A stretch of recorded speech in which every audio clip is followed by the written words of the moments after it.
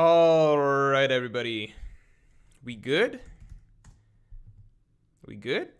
I see Edward Roman saying he should have taken that nap. Jesus Christ, how many mods do I have? Why do I have so many mods? And who's Izzo? Who's this person showing up? Why do they have a check mark? I hate people who show up with check marks. It's a constant reminder of my lack of a check mark. Let's look up who Izzo is. Let's find out. Izzo channel. 926,000 subscribers. No wonder you've got a check mark. All right, well, you know what? I've got too many mods, so I'm not modding you, Izzo. I can see you as is in the chat. Let's see. Video game YouTuber. Gotcha. Thank you for showing up. Appreciate it. TCB saying it's Parvin time. No, it's not Parvin time. Enough. All right? We don't need an evil Morj. I am evil Morj. I'm good Morj and evil Morj. I'm the only Morj you need. Enough of this Parvision stuff. DR says it's Morjin time. Thank you very much. It's not Parvin time. It's Morjin time. All right, let's 1 second. Gotta get logged into my Viz subscription. Chainsaw Man is on Viz, right? Please tell me the new Chainsaw Man is on Viz. If it's not, then, well, I guess we just read it on some jank site. Yes, it is. All right, good shit.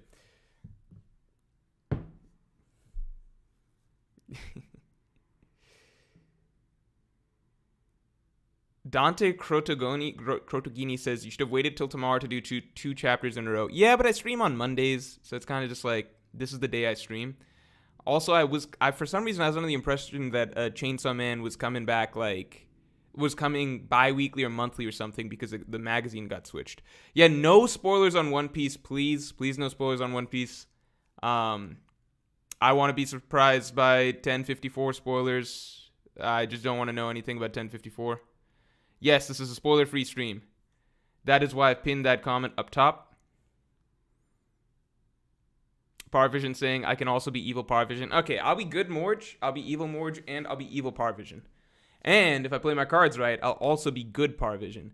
And I'll just I'll just wipe Parvision off of the face of the earth. It'll be classic identity theft. I'll get away with it too, because no one will be able to tell the difference. Thomas Cass says One Piece doesn't exist today. Well, okay, so let me give some context to the current stream, all right? This is the first time I'm doing a stream on something that is not One Piece related, I think, because now even that time we ranked other series, right? We did some ratings for other series and stuff like that. It was still kind of, this stream will be, obviously we can talk One Piece in this stream, right? Nothing 1054. But this is the first time, I guess, that I'm doing, like, a stream that is reacting, I guess, to some clear content that is not One Piece. So, you know, if we need to get the stream maybe a bit, like, we might transition to just, like, a One Piece return hype stream after we get the Chainsaw Man reaction out of the way.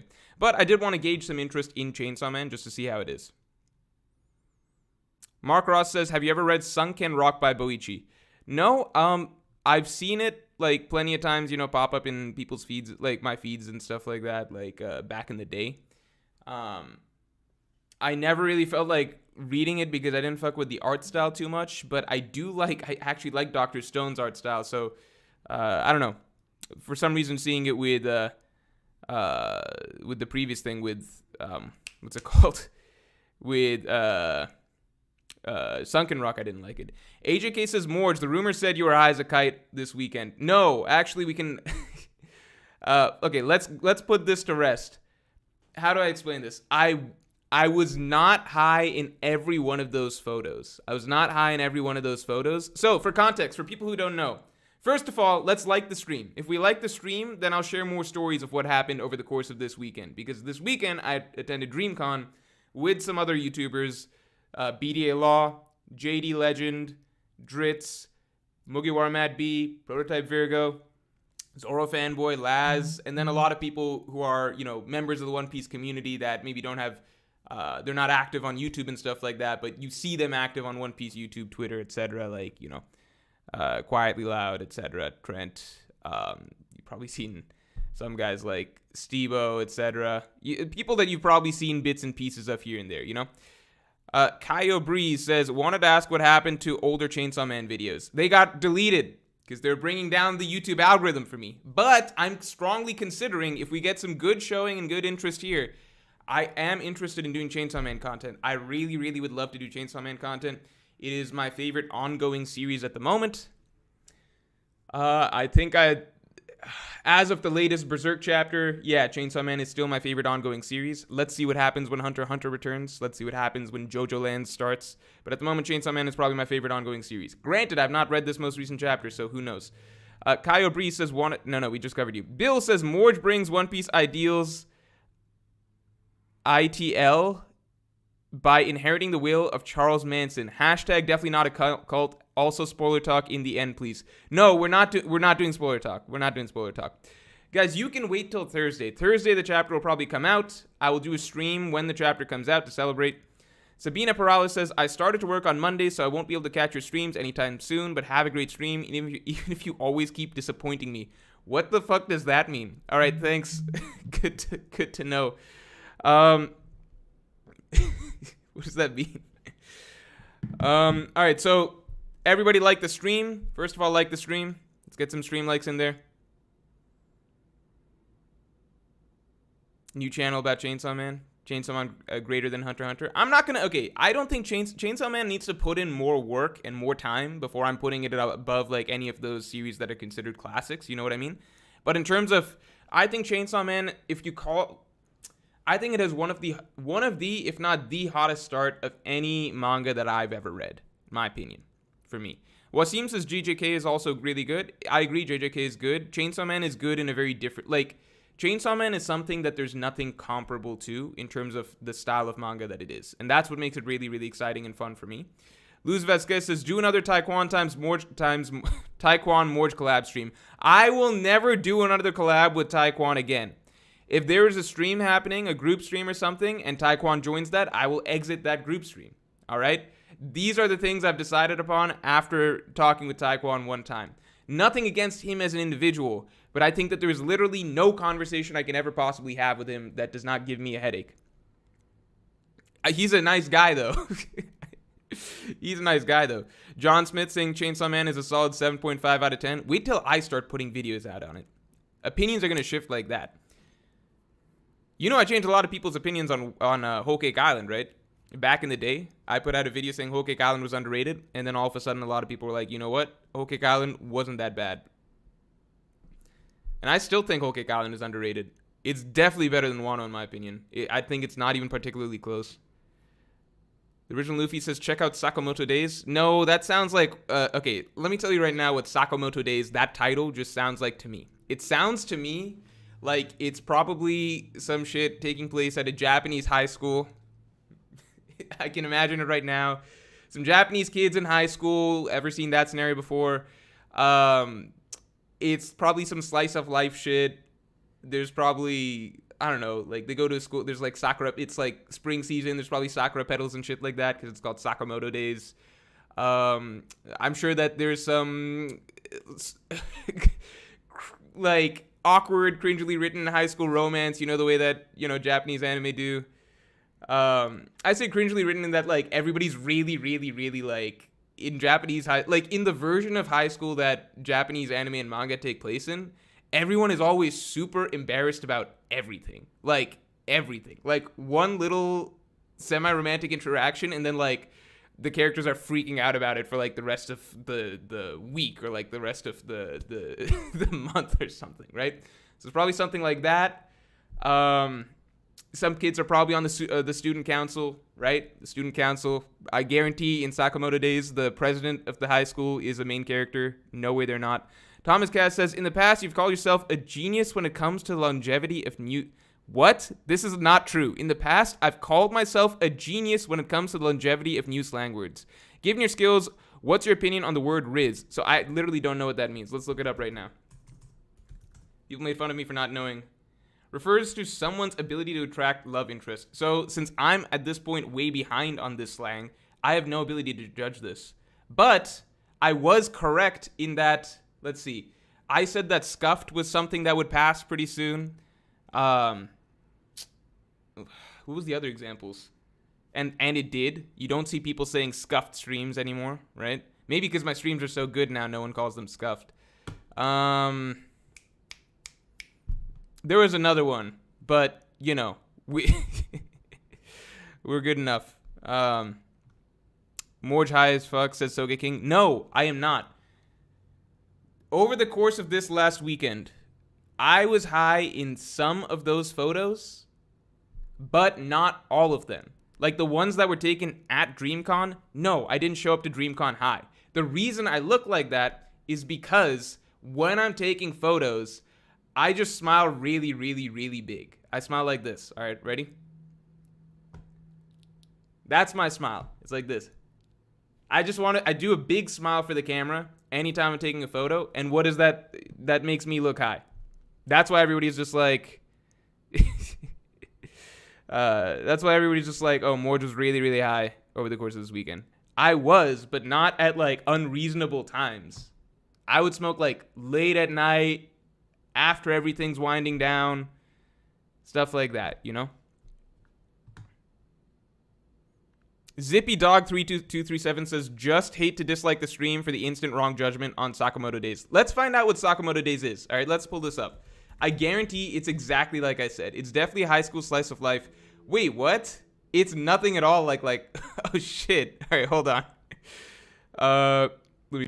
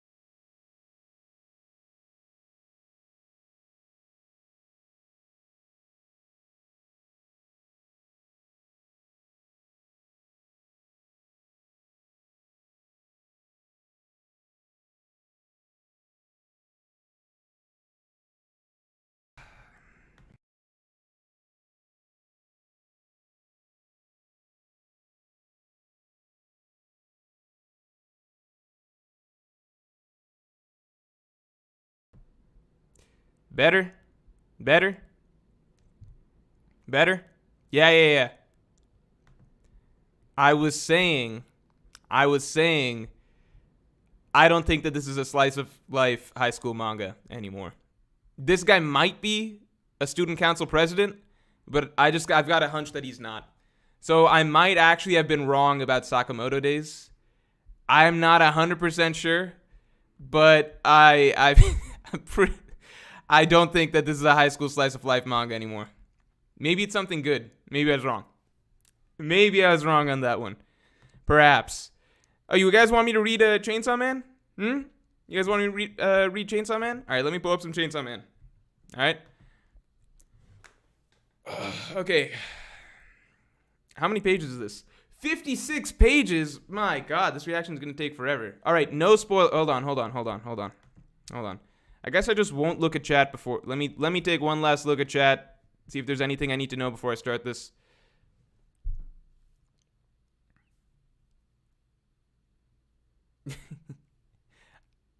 It's so good. TCB saying read a chapter of Sakamoto Days. No, I don't want to. I'd rather read Chainsaw Man. Read the spoilers. Stream getting striked. No, we can power through. We're not getting spoiled. I mean, we're not getting copyright struck. Mike Hunt, that name gets me every time. It says, "Is this a live read first time?" Yeah, normally I don't do live reads. I just felt like doing one for Chainsaw Man, mainly to gauge in. I'm probably not going to do regular Chainsaw Man read-throughs or whatever, but mainly kind of just gauge interest in Chainsaw Man type stuff. You know what I mean? Yeah, we'll just see. But let me get to reading Chainsaw Man real quick. I'll read some Chainsaw Man. We can talk Chainsaw Man, and then we can probably talk some One Piece, because that's what more people probably want to talk about. But all right. Starting today, we'll be keeping the class pet, the Chicken Devil. Go on, introduce yourself. My name is Bucky. I'm excited to befriend you all. Okay, do I have to... What's the rules for live read-throughs? Am I supposed to read everything out loud? If I'm supposed to read everything out loud, I'm not reading it.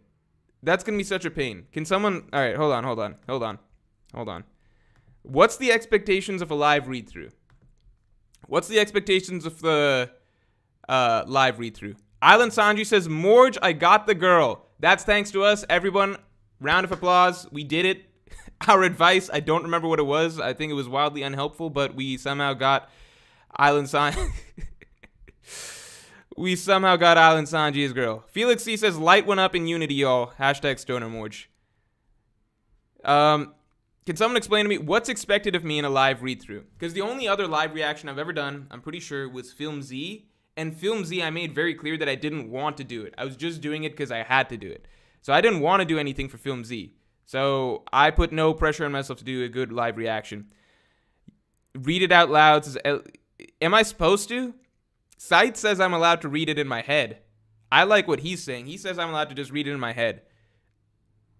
Drusser says, you're 100% not supposed to read everything. It's very dangerous to read everything, and especially dangerous to show the chapter. Well, my middle name is Danger, so don't even worry about that. But that is a good point. J.K. Kane says, you look so toasted in all those pics with Braga and the gang. Love you. Keep up the good work. It's literally just because of the way that I smile in photos. Either I go very serious, which is like, there's no smile. Just looking at the camera. It's either I'm serious or I'm happy. Big smile. Happy, right? So there's no real middle ground. I don't have like a normal smile for cameras. Alan Sanji says, I'm going to Morj and chill now. That sounds really weird. Please don't do that. Just read and don't stop, says Prime Lloyd. Soga King says, don't show the panels, bro. Well, then what are you guys supposed to be looking at? Luz Vasquez says, so we're just going to sit in silence? I mean, I was going to sit in silence. I don't see why it's that weird that you guys can't sit in silence. T. Xavier says, say your thoughts on each page. Rita Spinney says, read it imitating the voices. That is something I will never do. Joshua Colvin says, Chojin X. Morj is the one who knocks. Okay, can... Read it imitating the voices. Okay, I don't know the rules for this. I'm in over my head. I should not have signed up for a live reaction. This isn't me. This isn't who I am. I don't know how to do this. Guys, I'm not ready. I can't do the live reaction. I can't do it. All right, here's the solution. Okay, hold on. So what if I did... You say I shouldn't show the panels, right? But what if I did something like this? So I made myself really big, and then I just made the display capture really fucking small. If I make the display capture really fucking small... This should probably be fine. Really tiny, so you guys kind of see it, but it's small. Unrivaled says, I think you missed my earlier super chat. Well, let me just go back and read it right now. What's Unrivaled super chat? We don't have the usual mods telling me what I missed. Are people not here because it's Chainsaw Man? It's Chainsaw Man spoilers? Fuck. Edward Roman says, please read out loud, Mr. Morj, imitating the voices. Edward, you said you were going to take a nap. What happened to that? He's stalling because... When Johnny says he's stalling because he can't read. I'm very nervous right now.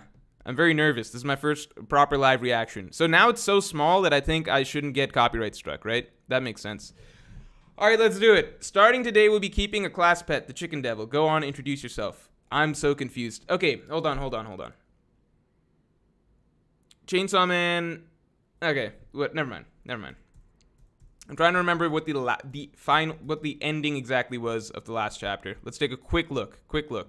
Read? Let me read it. I'm clicking read. Hello? Let me read this chapter. I'm entitled to read this chapter. I pay for this subscription. All right. I didn't love I loved the ending section of Chainsaw Man for the most part. But I didn't love Chainsaw Man's final chapter in part 1. I didn't love chapter 97. But it doesn't really matter because we got a part 2. All right, y'all ready? All right, we're reading. Let me do one last check, make sure that audio is not, like, not working or something.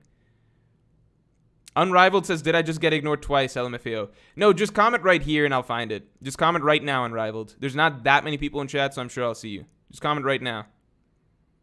Comment right now. Comment this second. I'll catch it. Someone's super chat got deleted, probably because spoilers. Unrivaled, you're on a 15-second timer.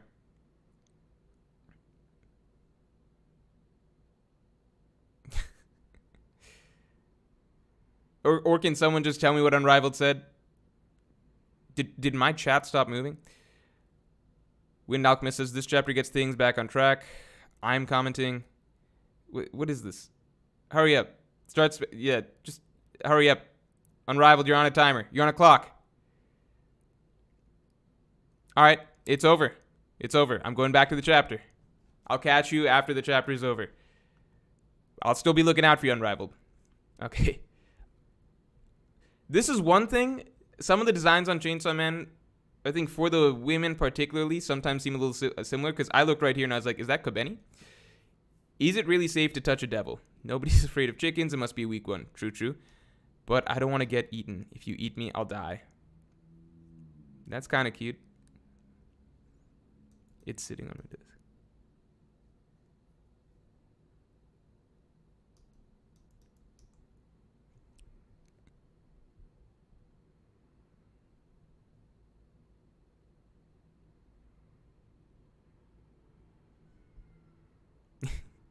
I'm liking this girl.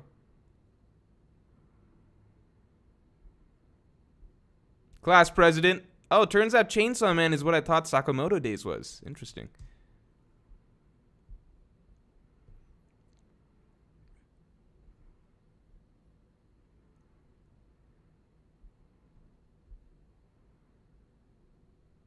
A Chainsaw Man bun. So he's become super popular, super commercialized. Cool, cool. I'm collecting the stickers. If you have any, give me. This city's corrupt.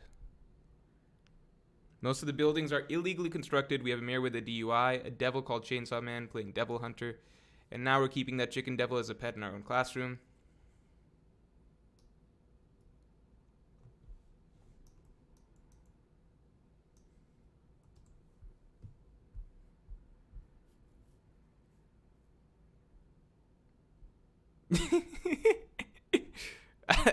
I don't know. It's not clucking with me.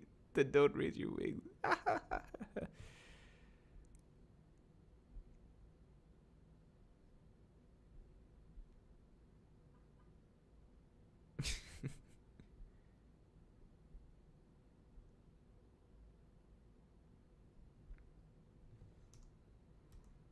Okay, I was just making sure that is the class president holding him.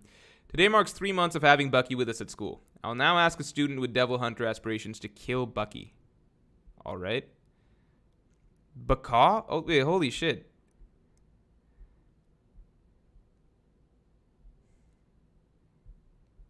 This is the type of... This is the type of, like, just strangely offbeat, dark... Like, I think the closest thing I could say is, like, it's a little bit like... Okay, surrealism is not the right word for this. It feels like a little... I guess you could say, like, slightly... Kind of close to, like, postmodern. I would say postmodern, like, style of... Like, you know what I mean? Like, this is something... This is the style I feel like of a slightly dark, offbeat type world that you only get with Chainsaw Man, at least in the manga sphere. But it's something similar to, like, if you're watching, like, Synecdoche, New York or something like that, you know? Sir, this whole class talked it out, and we've decided we won't eat Bucky. What? We eat living things. But Bucky isn't a chicken or a devil to us anymore. Bucky's our friend.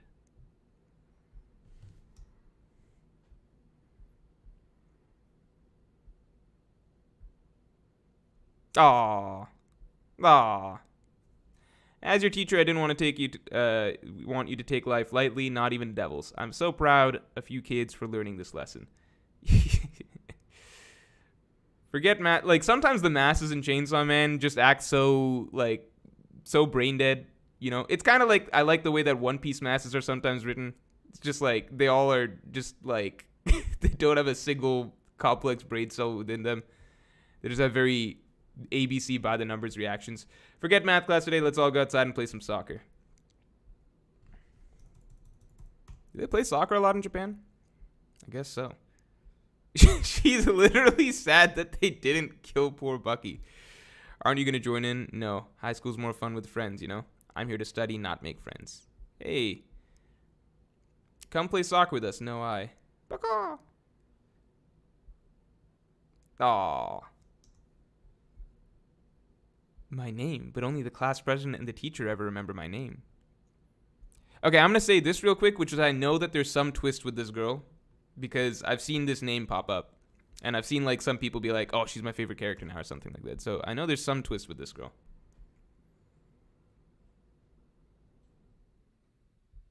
I was jealous of them. Oh, see, that's nice. Ooh, wait, what? No! Wait! No! Wait! No! Oh my god!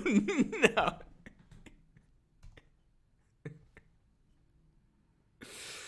Oh, man. Okay, so here's what I thought. So she tripped.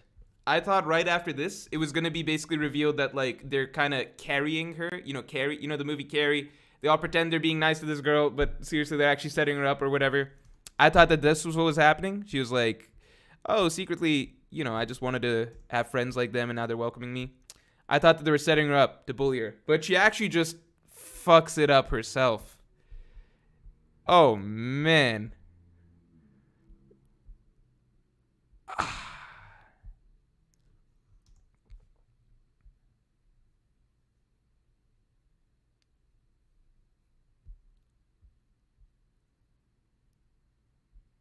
I love Chainsaw Man's paneling. I do think it has the best paneling in manga right now. At least from the series that I cover. Or at least I read.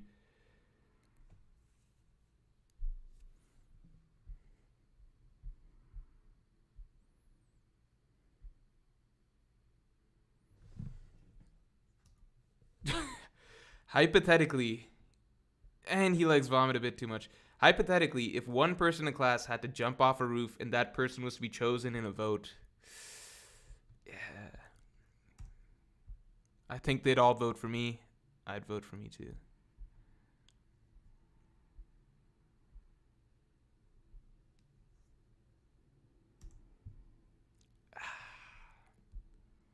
Yeah, that's awkward.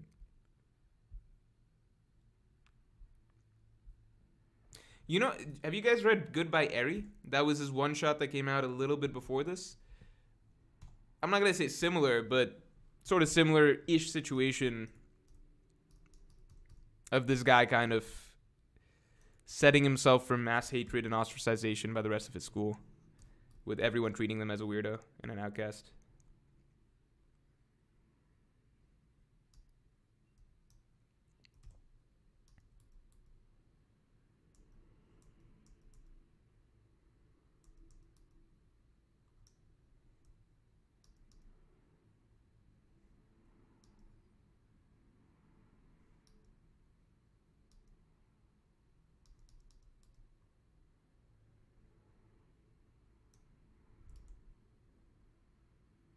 You're always, always, always such a goody two-shoes. Damn.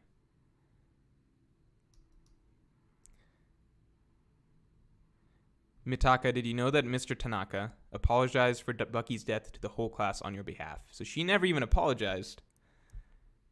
Did you know that Mr. Tanaka was the one who told me to befriend you? That adds up because I was like, why is the class president friends with you?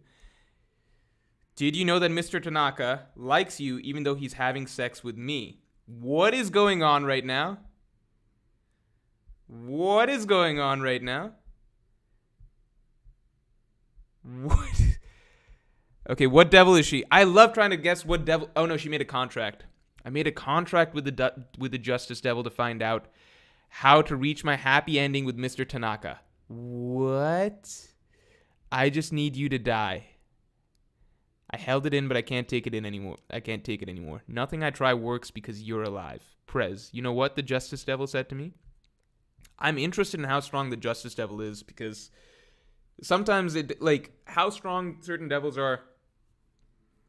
It's interesting because it's like a lot of it's open to, you can interpret it in certain ways, like the bomb devil and the gun devil, right? So in the real world, obviously bombs are more dangerous than guns, but what inspires more fear, right? You're more afraid on a day-to-day basis of guns. Therefore, the gun devil is significantly stronger than the bomb devil, right?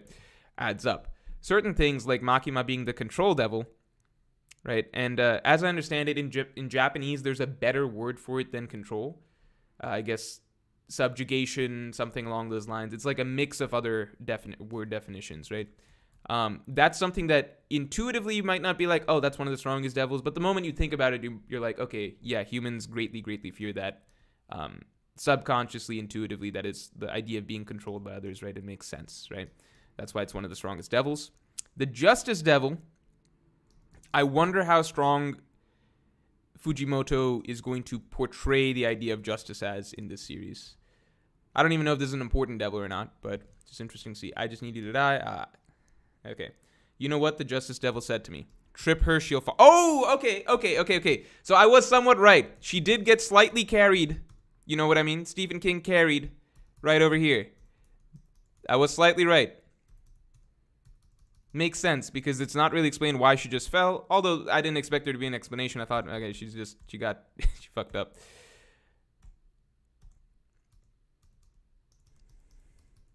She'll fall and crush Bucky. Brilliant. Ahaha, I laughed my head off. You and Bucky taught me how precious life is. Thanks. 0.1 seconds before my impending death, I felt oddly relieved. Oh, I wasn't responsible for Bucky's death after all. That's nice. Oh, the class president was jealous of me too. Oh. Wait, she dies? I thought that she was some people's favorite character. That means there's got to be something more, right? See, I love it. I love the way he does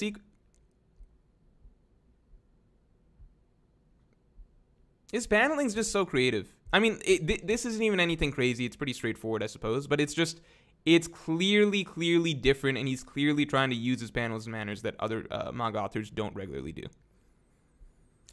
Class president was jealous of me too. Oh, it must be like that for everyone. Everyone is jealous of somebody. True. If I'd known, I could have had a better life. Maybe I could have had friends or even a boyfriend.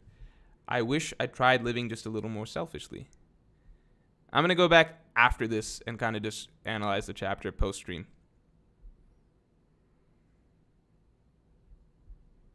We got some glowing eyes here. If you want to live, your body will be mine. Who? Ooh, we got a contract forming here? Who? Huh? Mitaka? Didn't I just kill you? Mitaka? Tanaka spinal cord sword. What? What?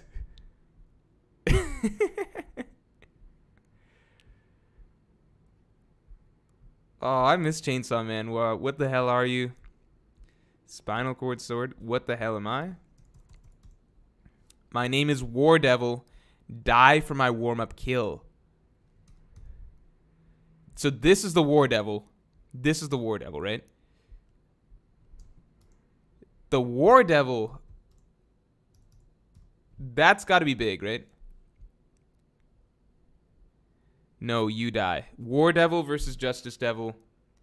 Both, it seems like, contracted. I need a bit of a refresher on how strong you are with something contracted. Well, no. So let's see. Yeah, Aki had... everybody... Yeah, you just basically get... You don't get access to their full powers as far as I remember, but you're able to call upon them to aid you in combat. I might be a little bit off on that. I have to check back. It's been a bit since we've seen contracts. At least the beginning part of Chainsaw Man had a lot of that, though.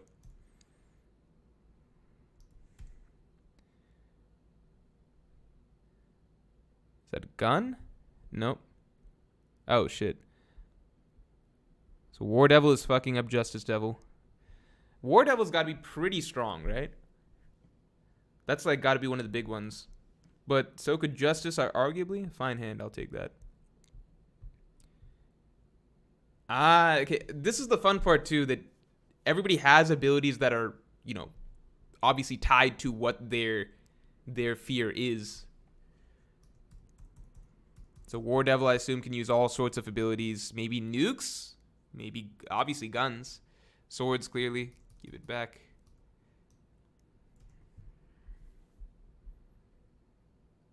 Whew. Oof. Mr. Tanaka. Mr. Tanaka is so god. This is not... He's currently a... His spine is being used... Yeah, this is some Chainsaw Devil shit. Or Chainsaw Man shit. Just...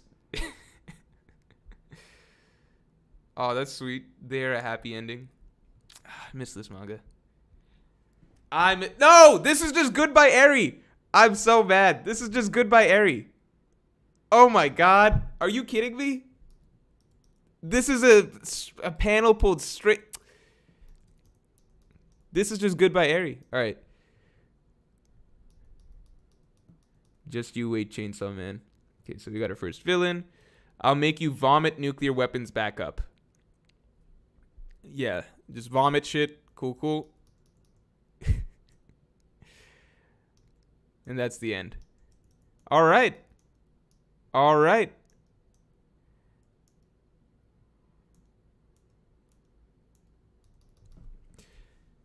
Let's take a look back here. What's going on? Did my audio cut out? Did anything cut out? Are we all good? Let me catch up on supers real quick. I have to get Unrivaled because I'm sure that he didn't. I'm sure he didn't comment back after I asked him. All right, let's see. So, hold on. Let me just skim this real quick. I'm definitely happy with the recent chapter. I thought that was a fun read. TCB says time for Sakamoto days. No. Morbius times 100. I mean, it was a solid chapter. Definitely a solid chapter. There's not a ton to... Okay, wait. Unrivaled said, hey, Morj, would be cool to see a collab with Murphy. I don't really reach out to do collabs at this point with anybody, but I usually don't say no. Unless, like, I really don't know the person at all. But I think that... like One Piece collabs, just they're not super fun to me these days, I think. But like, if I know the person decently well, like I did with like Jay somewhat recently and stuff like that, I'm usually fine with it. Felix C says light went up and no, we covered this. Okay, Indie Merchant Sam says, Yo Morj is my first super chat to anyone ever. Thanks, man, I appreciate it. I'm a huge fan of this channel and the live stream. In your opinion, what is the best genre of music? Don't even ask me that. Like, what even are... I don't know genres of music that well. Does that make sense? I just listen to whatever Spotify gives me. So, I mean, I could say the generic thing of being like, well, I listen to a good amount of indie music, but everyone listens to a good amount of indie music these days. So it's like, what even is that now? So now I know there's genres and subgenres and shit, but like, I just don't really know that much. A user says, Morj, you missed the third page. I missed the third page? No, I didn't. I would never miss a page. That just isn't me. I'm going to check it now, though. I didn't miss a page.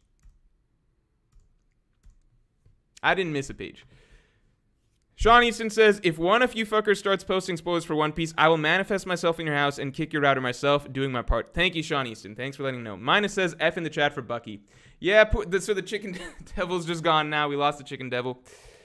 Rash Sin says, check out some webtoons like Chasing Tales, Hells as Other People, Bastard. These are more engaging and better written than 99% of manga. I mean, I could believe that. Maybe I'll give it a try at some point. Some webtoons. I thought that this was a good chapter, though. I thought it was a good chapter. Nothing crazy. Okay, so the thing is right now is we have no scope at the moment of how strong she is. Right? We have no strong scope of how strong she is. We have no real metric for how the War Devil compares to others, right? Because there is a good amount of flexibility that Fujimoto has when he says how strong a character is, right? You know, he can kind of... Mosshead says, yes, you did. No, I didn't. I just went back and checked. I feel like I didn't. Come on now. Riri says Chainsaw Man is just differenter Tokyo Ghoul. No, Tokyo Ghoul was not that good. I tried it for a little bit. Tokyo Ghoul is like... To me, Tokyo Ghoul was very, very generic, but masquerading as something special. Because Tokyo Ghoul, like, the ideas and themes of Tokyo Ghoul are so much like... The ideas and themes of Chainsaw Man are almost nothing like anything like Tokyo Ghoul. Like, the only similarity is that ghouls and demons, like, or ghouls and devils, it's not close. And the way the main characters are written are also very drastically different. The strengths of the series are drastically different. Thomas Cass says, War Devil was part of the Four Horsemen with control. What? Where?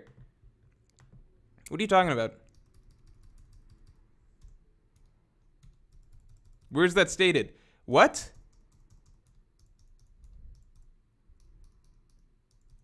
My name is War Devil, die for my warm-up. Should I be... No. What? Okay, let me share. I'm going to share right now. Okay? I'm not lying. Where is that stated? You said page 3? I'll go to page 3 right now.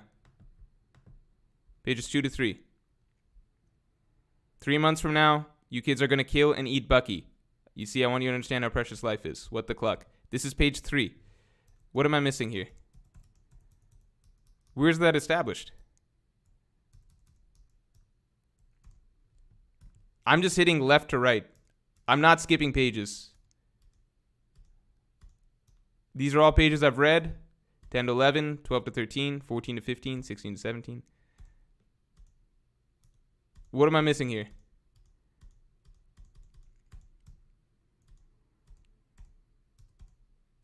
Is she definitely one of the Four Horsemen? Can someone fill me in? Go to chapter 84. Chapter 84? Oh, okay. Hold on.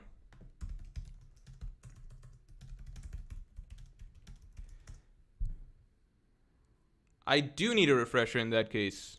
My bad. I do remember the Four Horsemen. I just didn't realize that they were already listed.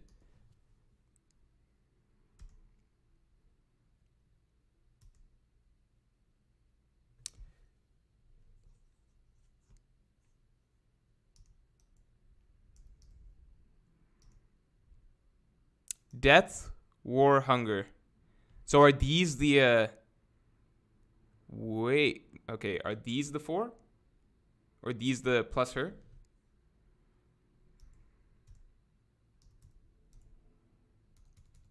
Let me check back. Hold on. Let's go through this slowly. Okay. Chainsaw Devil, blah, blah, blah, blah, blah, blah. Because of what he does. Does it explicitly say who the Four Horsemen are?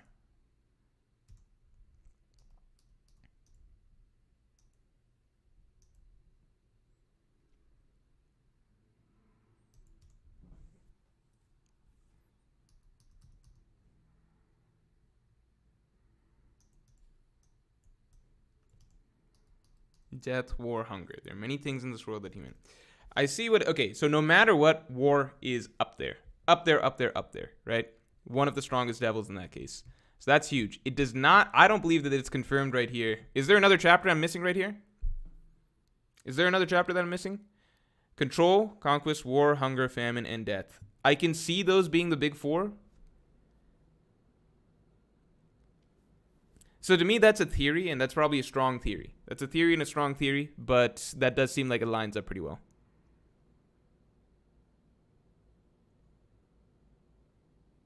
Oh, okay. I see what you're saying.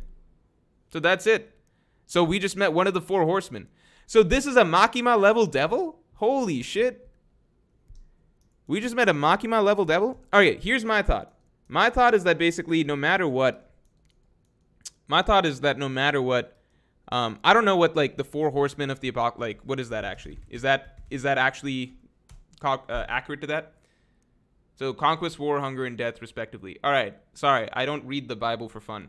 So that theory is basically seems pretty much guaranteed in that case because it's pretty much exactly what Makima says, right? Conquest, control, war, hunger, and death. That makes a lot of sense. So we just met a Makima level devil in that case. I think I would say intuitively, instinctively, that the Death Devil should be the strongest devil in the series outside of the Chainsaw Devil, right? Death is essentially the number one fear you can possibly have. But at the same time, technically, according to polls, public speaking is the number one fear. But I doubt that that's going to feature much in Chainsaw Man. I would imagine that the Death Devil is the final one that we get in terms of, enemies in the series. But the fact that we're getting a devil so early that's comparable to Makima. No, well, the tricky thing is, okay, so we had the Darkness Devil. And the Darkness Devil was clearly comparable to / stronger than Makima. So it's not as though the Four Horsemen are the strongest devils out there. So there could be something else that is pulled out of, that Fujimoto pulls out that is beyond, conquest, war, hunger, and death. But at the same time, it's hard for me to imagine a devil that would logically be, make sense as stronger than the Death Devil, right? Aiden Makniska says Devil. No, because I think death is a fear that humans have that goes above the devil, similar to how the Hell Devil wasn't actually one of the strongest devils at the end of the day. It's not what the concept is, it's how much people fear it, right? So hell is something you fear, but death is something every single person fears, right? Not just religious people, etc. Rash Sin says, I'm biased against Chainsaw Man because of waifu bait. Come on, how many series can you say that about? Unrivaled says, all right, fourth try. My first super chat was basically saying that it would be cool to see a collab with you and Murphy on either channel. I actually already responded to that, dude. I already responded to that. I swear. Ben Ortiz says, public speaking devil, endgame antagonist, let's go. Yeah, death is primal, it has to be. Death Devil has got to be ridiculously powerful. Does anyone have any ideas for someone stronger than the Death Devil? Drew says, what about Fire Devil? Fire is not going to be higher than death. Death is something that every single human being on Earth has a deep-seated fear. Death is probably the ultimate fear, right? What can be greater than death? Arthur Valadares says, unknown devil could be very strong. That's true. There's a lot of interesting concepts that can be worked in. Turtle Hermit says the Angel Devil was powerful, though. Yeah, but not that powerful. It was powerful, but not that powerful. Pain Devil says Mo. That's true. True.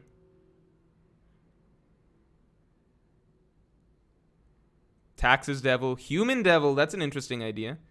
Embarrassment Devil would be really, really strong. Isolation Devil. Yep. Death still to me has to be top one, but Loneliness Devil. Oh, see, now we're getting Twitter Devil. I think Twitter Devil could be really, really high up there. Canceling Devil, getting canceled. Pain Devil. Yeah, Lost Devil. It's also interesting to me to think about like what type of devil Pochita actually is. Felix C said Raid Failing Devil. More like Raid Succeeding Devil. That's the biggest fear, right? Vergard Hound says God Devil is scary. Yeah, but not everyone fears God. Again, things like God, death, etc. I don't think that those are going to be necessarily the strongest devils. Rejection Devil, like true. Anxiety Devil, yeah. In 2020 something, yeah, the Anxiety Devil's got to be really high. Because, like, 2 decades ago, people didn't have, like, a popular buzzword for it, right? Like, people were just, I think, like, a couple decades ago, you kind of just powered through that shit. You were just, like, you couldn't go around telling people, oh, yeah, I have anxiety back in the day. It's like, what? It's like, yeah, I'm just anxious. It's like, oh, what, you're a bitch? You're just a bitch? What does that mean? It's like, yeah, I'm like, I'm trying to go sit at a new lunch table at school today. I just have heavy anxiety. It's like, no one, like, it just wasn't a thing that people would like, like nowadays, if you say you have anxiety about something, you get a pat on the back. Everyone's like, oh, the anxiety. Oh, he's got the anxiety. Oh, they're suffering from the anxiety. Back in the day, they're like, what are you talking about? You're saying, like, you're just scared of living life like a normal human being? Not to make fun of people that have anxiety, because the thing about anxiety is, like, everybody has anxiety to a degree, right? I feel anxious in plenty of things, right? I felt anxiety 4 days ago when I went to meet a bunch of people, YouTubers, etc., who I've never met before, and I didn't know if I would fuck with them at all. But turns out it went really, really well. I had a really good time, met a lot of great people. But back in the day, you wouldn't, like, now I'd be like, oh, yeah, I had some anxiety going to travel and meet a bunch of people I've never met before. I was kind of worried if we would get along, if people would hate me or whatever, right? Back in the day, there wouldn't be a word for it. It'd just be like, yeah, you just, I don't know, you're going to meet some new people. That's basically what's happening, yeah. Enigma Sword says, remember Makima said nobody should remember nukes. True. I gotta go. I'll give chapter 84 of Chainsaw Man another read soon. Horror Devil, yeah. Time Skip Devil, yeah. Virgil Hawkins says, Morj, did you go to Dreamcon? Yeah. Alzheimer's Devil. Yeah. Kit Spikin says anxious was a word. Obviously it was a fucking word. Obviously we didn't just make it up. I'm just saying it's like nowadays it's a thing that's like it's like if you tell somebody you got anxiety, you might as well be telling them like, I don't know, you're like like deep-seated depression or something like that, or like some chemical imbalance in the brain or something, or like, I don't know, like stage 4 terminal cancer. It's like, it's just you're a little worried about some shit. That's it. Depression Devil says Luz Vesquez. Yeah. Oda Devil. Goda Devil. Let's talk some One Piece. Is there a way that we can talk One Piece without how do I say this? Aging Devil. That's a brilliant idea. That could be really strong. Is there a way we can talk One Piece without mentioning any spoilers? That's the thing. What do you guys think right now? AJK says, Morj, forget Chainsaw Man, talk about the random One Piece stuff, like how Whole Cake was better than Wano. I can switch this over to a One Piece stream. I think that there was decent turnout for just reading Chainsaw Man, so I was happy to see that. We can talk some One Piece. That means new thumbnail, so that people don't think that I'm reading Chainsaw Man right now. Don't worry, new thumbnail has already been made in the background, and it's about to be uploaded.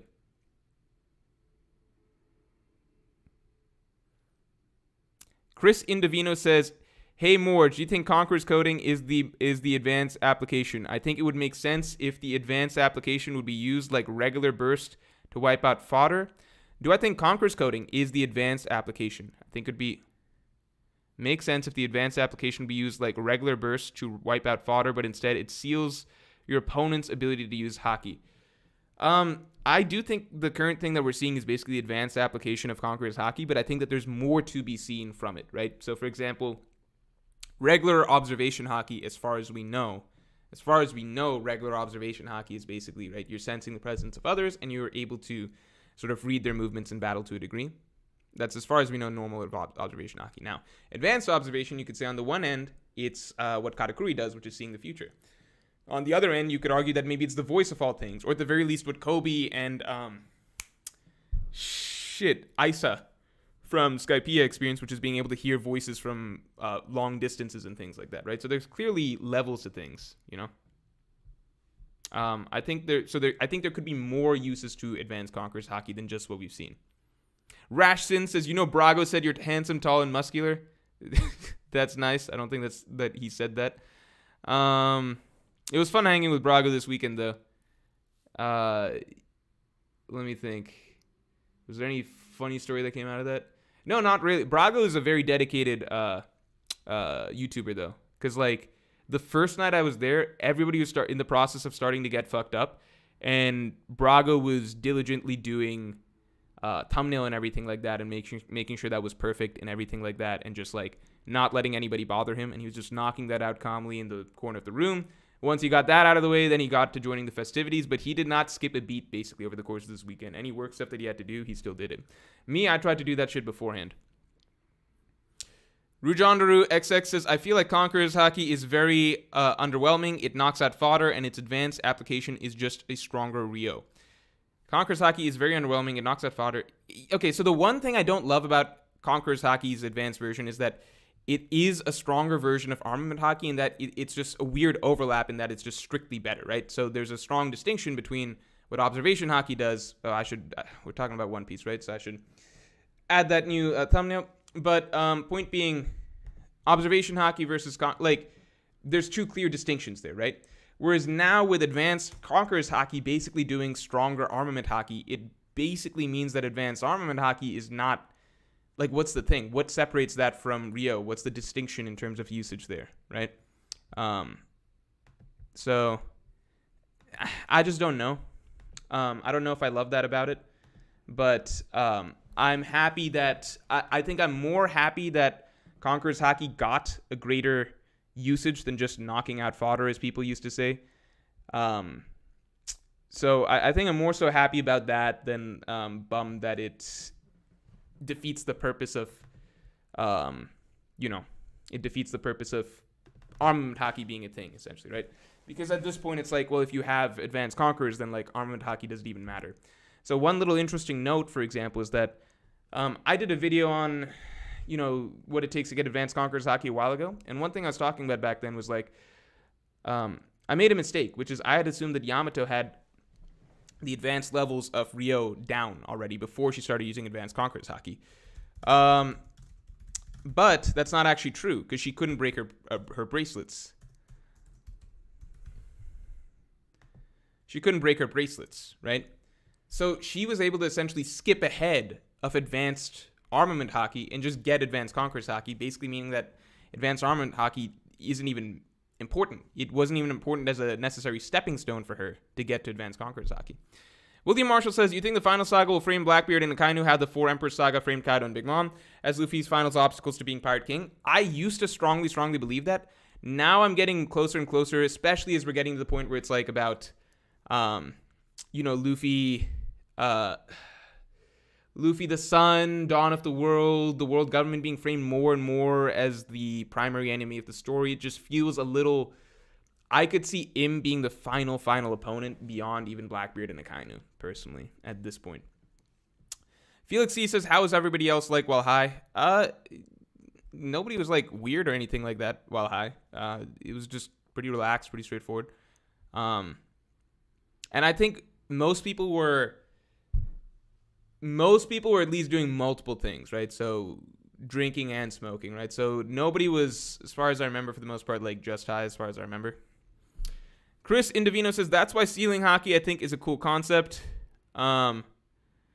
Break your opponent's willpower. Also, Luffy could do with hockey what Blackbeard does to fruits.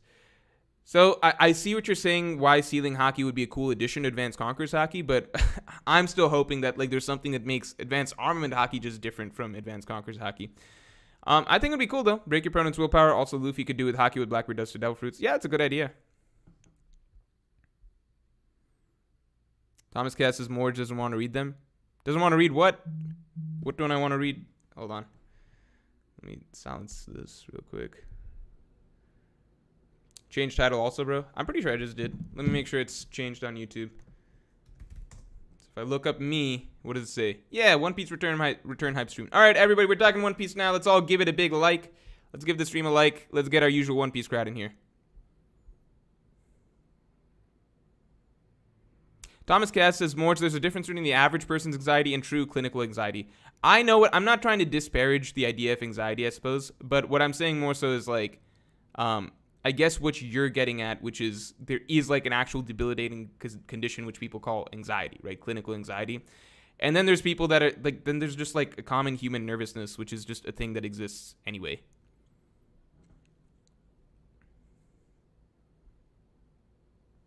You know what I mean?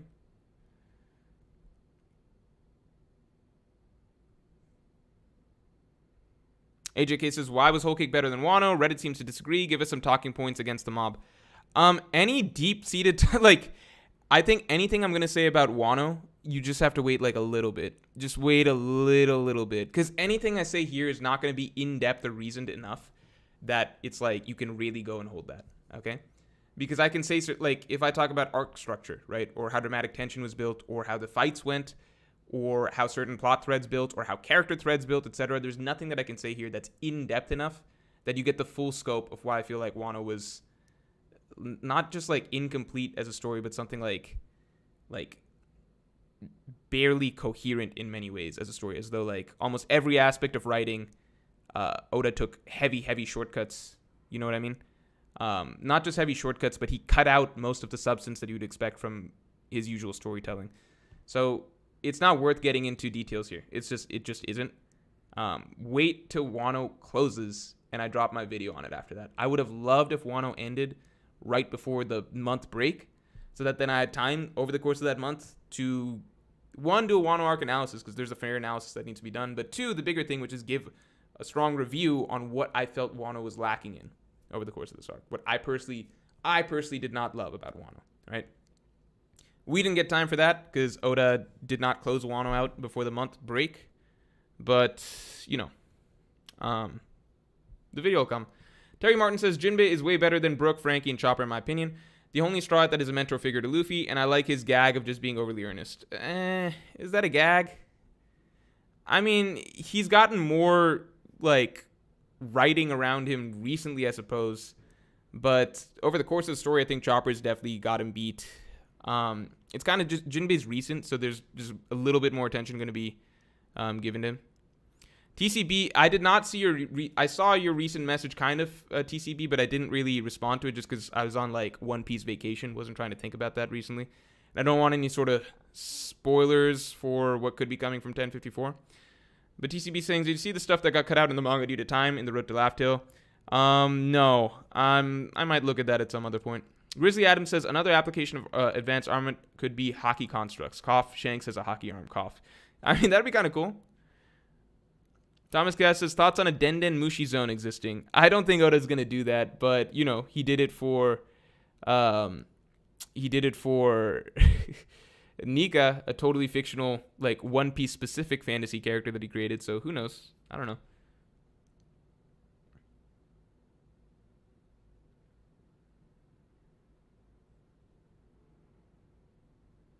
Yeah, I don't want to get into things like rating whatever I felt Wano was. That's just not helpful to anyone right now.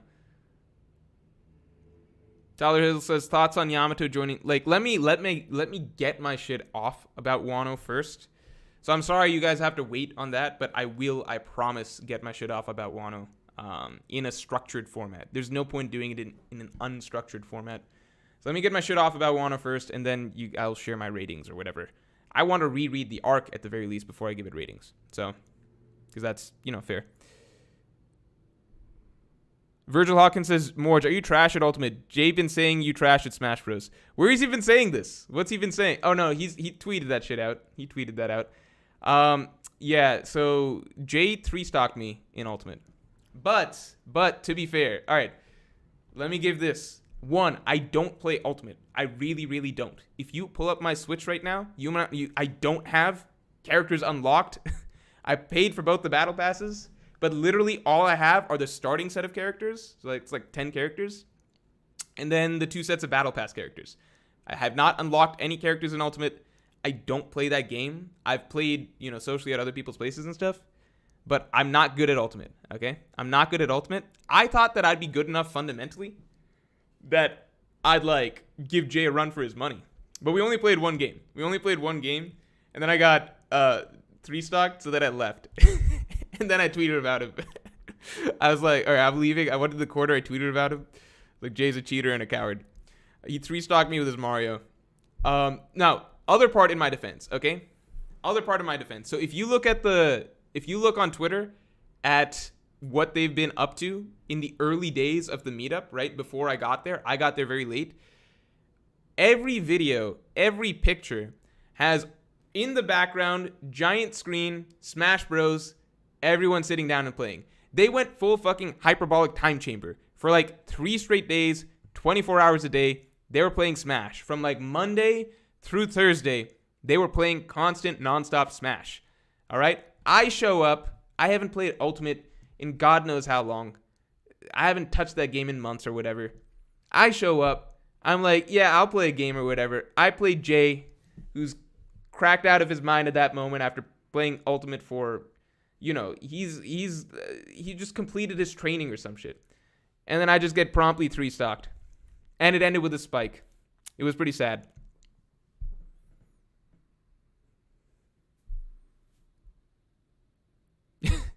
Morj is a Smash Bros. Noob confirmed. I will play them in Melee, and I would easily win. Guaranteed. Anuj Agarwal says you should probably change the thumbnail too. The thumbnail's changed for me on my screen. Let me open up an incognito tab and see what it looks like. As far as I can tell, the thumbnail is different. Yeah, I mean, it looks like a One Piece stream to me. Guys, what's the thumbnail on your guys' computers? What's it show? Jer, thanks, appreciate it.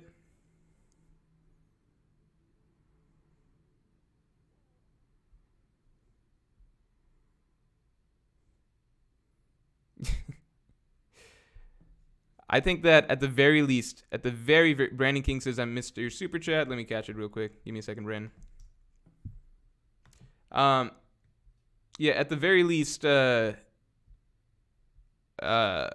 did win at least when we're playing free for all or whatever. But anyone can win free for all. 8-player Smash is a shit show. 8-player Smash is terrible. It's not fun at all. It's one of those things that sounds fun in theory, but then you actually play it and it's just not fun for anybody. Brandon King, I actually don't see your super, and I've opened up the special tab that shows me the supers. June Viez, I did miss yours. You think Brook will ever get an actual 1v1 fight? I wished he did this arc. I don't know why I don't really get why Oda picked and chose who got 1v1 fights this arc. It just didn't really make sense to me. Because some characters like Usopp, it really, really felt like he needed something. And then he got nothing. Brook has needed something for the longest time, and then he got nothing, you know? So I didn't 100% get why some people got fights but didn't. But then on the flip side, you've got, like, Robin got a great fight, in my opinion, and she'd been needing one for a while. Masuzu G says, currently stuck on highway. Wow, thanks for letting me know. Brandon King, I don't know. I literally don't see anything. Luz Vesquez says, thoughts on the new Berserk chapter. Okay, this was fun. So I got to meet Dritz in person recently, and we both got to in person talk about how much we didn't like the recent Berserk chapter. Still very little to no dialogue, right? So pretty much no dialogue at all. And the way that the chapter ended, pretty much if this is what's going to happen, which is that Guts gets to resolve, well, this is Berserk spoilers basically. I'll just say this, that it feels like it resolves Guts' main character conflict and what he's torn between in such a cute, neat little way that it almost feels like cheap for Berserk because it defeats the whole point of what he's been struggling with for so long. Benjamin Lewis says, what's Hiyori's future role? Will her and Zoro bang? Hiyori and Zoro have less on-screen chemistry than I think any manga romance I can remember at all. You know what I mean? Like, I can't think of something that has less chemistry than Zoro and Hiyori. And, like, you can look at something like Zoro and Tashigi, and it's like, yeah, there's like some cool, like, it's a fun dynamic to follow and read. Zoro and Hiyori is just bizarre. It's just like, she just meets him, he's ignoring her the entire time, but she's like automatically just like fawning over him, and that's basically their dynamic. Like, there's just nothing to it really, right? Like, I could compare it to plenty of others, but there's always like a little story or something like that comes out of it, right? Like Luffy and Hancock, how did it shift to the dynamic that it is today? Even though it's like a shitty gag romance, like it started with them in certain positions, and then Luffy had to do certain things that swung her opinion over to him, and now like it's fun to see the way that their dynamic has developed over time, right? Zoro and Hiyori is just really, really weird. Maybe that Oda will take it somewhere, but like, you know, you can even compare to like Sanji and Pudding, which is a simple equivalent romance that you can look at from the most recent arc. Sanji and Pudding, maybe that's not a fair comparison. You can look at Sanji and Viola, and that's actually got something. Right? Like, there was a little bit of a story that Oda wrote around Sanji and Viola, like, from where they were initially to what it became to, like, oh, wow, that actually played out into, like, a genuine romance in some sort of a sense by the end of it. It's just weird. Zoro and Hiyori is just weird. And Jacob Busky says, I mean, he saved her life. That's enough for anyone to love them, LMAO. I'm not saying, like, oh, does it make sense that Hiyori's into him? I'm saying, like, in terms of evaluating it as, like, a fictional romance, right? Like, what was the way that romantic storyline developed? One, do they have any on-screen chemistry? Maybe that's a little subjective to you. To me, I don't think that they have any sort of on-paper chemistry whatsoever. But the bigger thing is, like, how did this dynamic develop? Was it interesting? Was there, like, a bit of a story to it or anything like that? I think no, not at all. Dragon says the streets want Zoro and Robin, the demon and the King of Hell. I mean, Zoro and Robin, forget romance aside or whatever, that was a really, really fun dynamic to read for a good section of the story. Everything from Jaya through Skypiea, and even parts of, like, well, Enies Lobby, they didn't interact much, but Jaya through Skypiea, the Zoro and Robin dynamic was great. It was really, really good. I'm not even talking romantically or whatever, just it was just a great dynamic to follow, because Zoro was the last one that she had to sort of win over, and the process of that sort of happening and Zoro softening up around her, it's ultimately what it got to. I thought that was really great. Brandon King says, okay, sorry, I missed this from Brandon King. Thanks, Thomas Katz, for catching it. The War Devil makes weapons of humans like war does in real life. Ooh, that's a really good point. That's a really good point. Love it. Miguel says 1054 spoilers. No, we're not talking anything but 1054 spoilers. Those are banned. Hella banned.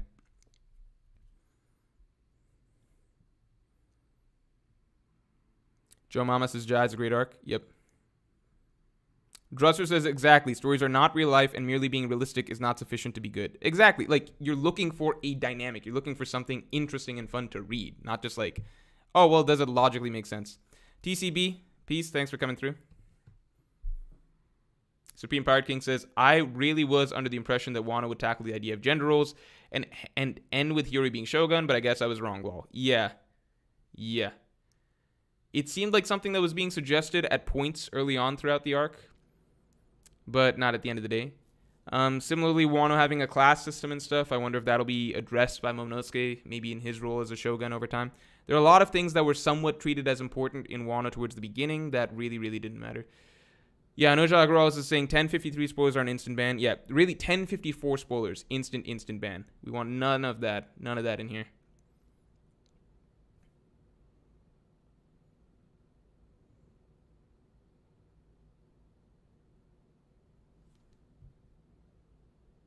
Tyler Hill says, thoughts on Yamato joining the crew? You almost answered earlier, lol, just seeing if you can go back to it for a moment. I just think it would be really bad. What's there to say? I think she's the only Strat that came in that had, like, zero sort of story or character arc to be told. It would basically be just, like, it almost feels like a weird fan service insert character.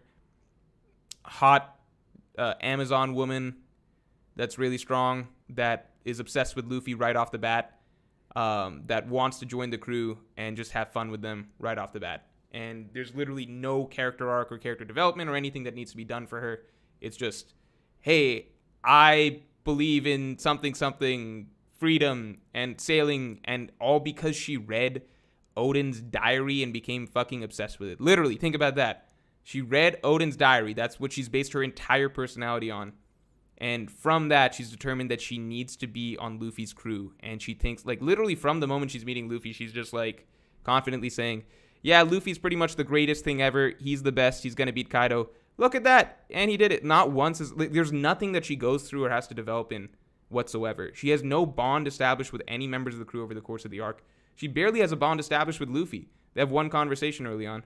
And it's the shallowest thing ever. It's pretty much just exposition of her explaining, here's my situation on this island. That's it.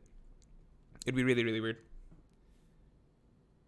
See, Johnny Boylan says episode 1015 made me like Yamato. That's very irrelevant. That's completely irrelevant to me because it's just like, it's the anime. It's like, it's not canon. It's the anime. Adria Lodi says, okay, thanks. If you're trying to donate something, I don't know. Booty Warriors says facts. He's definitely on copium. No, I'm just saying I would not like her to join. Maybe she'll join. I'm not really hoping, I don't think. Like, I've come to terms with the fact that, yeah, Yamato might join. I'm just sharing my opinion on it.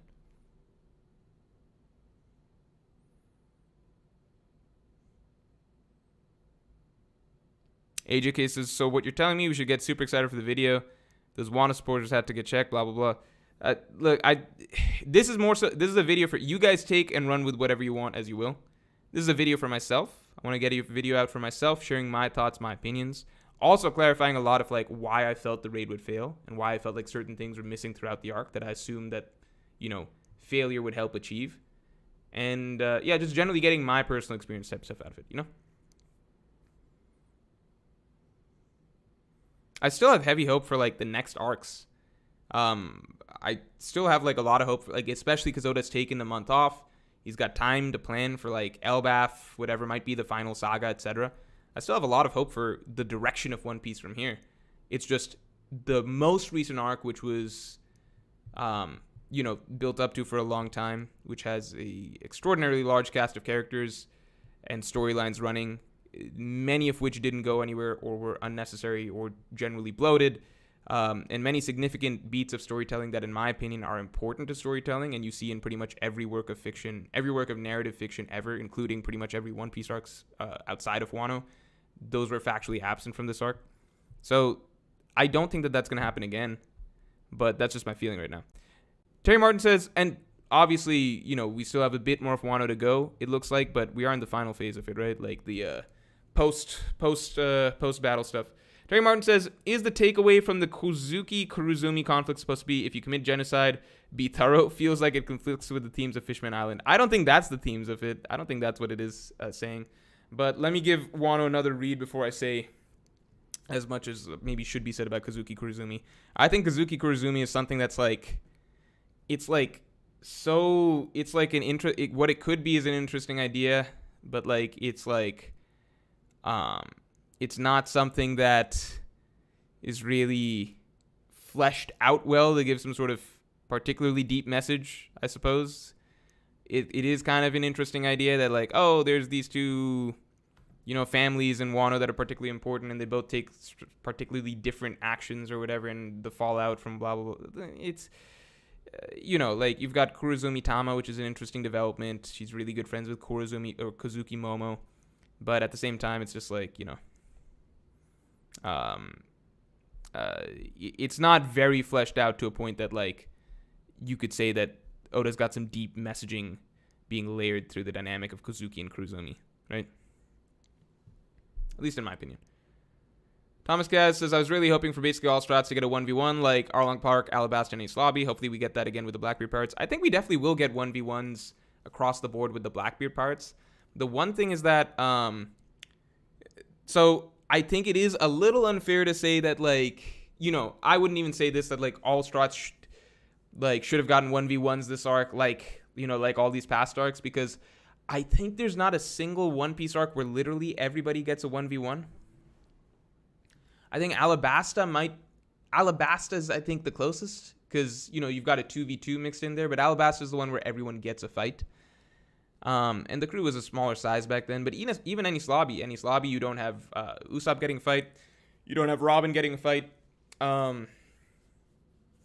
This one we were missing Chopper, Usopp, Brook, and Nami. I'm going to throw Nami in there. She did not get a fight, really, here. I don't think you could define it as that, in my opinion, at least by what what a One Piece fight means in general, right?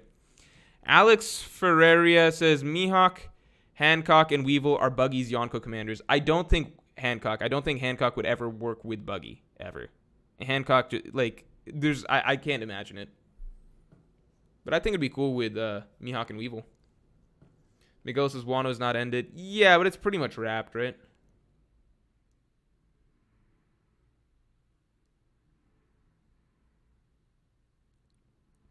Sir.Isolated says, Morj, is the fact that you thought that the raid will fail and was hinted at throughout not proof of the tension in this arc? No, because the reason the raid failing was such a... The reason I believed the raid would fail was not because there was tension throughout the arc, so I was like, oh, they might lose, right? The reason I thought the raid would fail was largely because everything was going so absurdly well, and the tone was so positive, and all the characters were so absurdly confident from the start that they're going to win. They're literally planning their victory party as they roll up to Onigashima. Never heard that in another One Piece arc. Never seen that in any other fictional battle ever. That they're rolling up to the final battle and, like, already getting pumped about the victory celebration they're going to have afterwards. The number of times that characters say throughout this arc, it's obvious that we're going to win. I think it's pretty much obvious we're going to win. I think there's literally no way we can lose. I've never seen that in a One Piece arc. I've never seen that in any other work of it. It's absurd. It's absurd. So one of the biggest reasons I thought the raid would fail was largely because there was no attempt at dramatic tension for the most part, right? I think you can find maybe 3 chapters throughout all of Wano where it legitimately felt as though Oda was trying to write in some uncertainty as to the guarantee of the Straw's victory. I think about 3 chapters. I would say for about half of 1043, Oda slipped that in. I think there was one chapter after Luffy fell off the roof where Oda made it seem a little uncertain that the alliance was going to win or lose. Beyond that, I think there was never a point throughout the raid that Oda actually made characters worried that... so you got one chapter partway in the middle, and then you got about half a chapter at around 1043. I think beyond that, there was no point where Oda like actually wrote in some significant tension among the alliance. You know. Jer Lodi says, "Hey Morj, I want to say how I felt for you that one time people in the chat called you Mr. Mork. My friends often called me a jerk. I was sad. All right, thanks, a jerk." Supreme Pirate King says, "You said that Blackbeard doesn't need Conqueror's Haki to be a worthy threat to Luffy, but do you think Shiryu would need it to be a worthy challenger for Zoro?" It depends on the whole vibe that Oda wants to give the Blackbeard pirates, because if they're a bunch of schemers and like underhanded tactics users and stuff like that, then like just the fact that Shiryu has invisibility as his ability, right? Invisibility, which invisibility in itself is a very sneaky style of combat, right? It's a sneaky ability. It's a deceptive ability. It's not head-on power. It's something used to catch somebody off guard or unaware, right? I wouldn't be surprised if Shiryu does not have Conqueror's Haki. I think it'd be cool if he does, but with his ability being invisibility, it does suggest that his fighting style may not be pure direct swordsmanship, possibly. I'd love to be pleasantly surprised, but, you know, Oda can also probably write a really good fight with invisibility being his ability, right?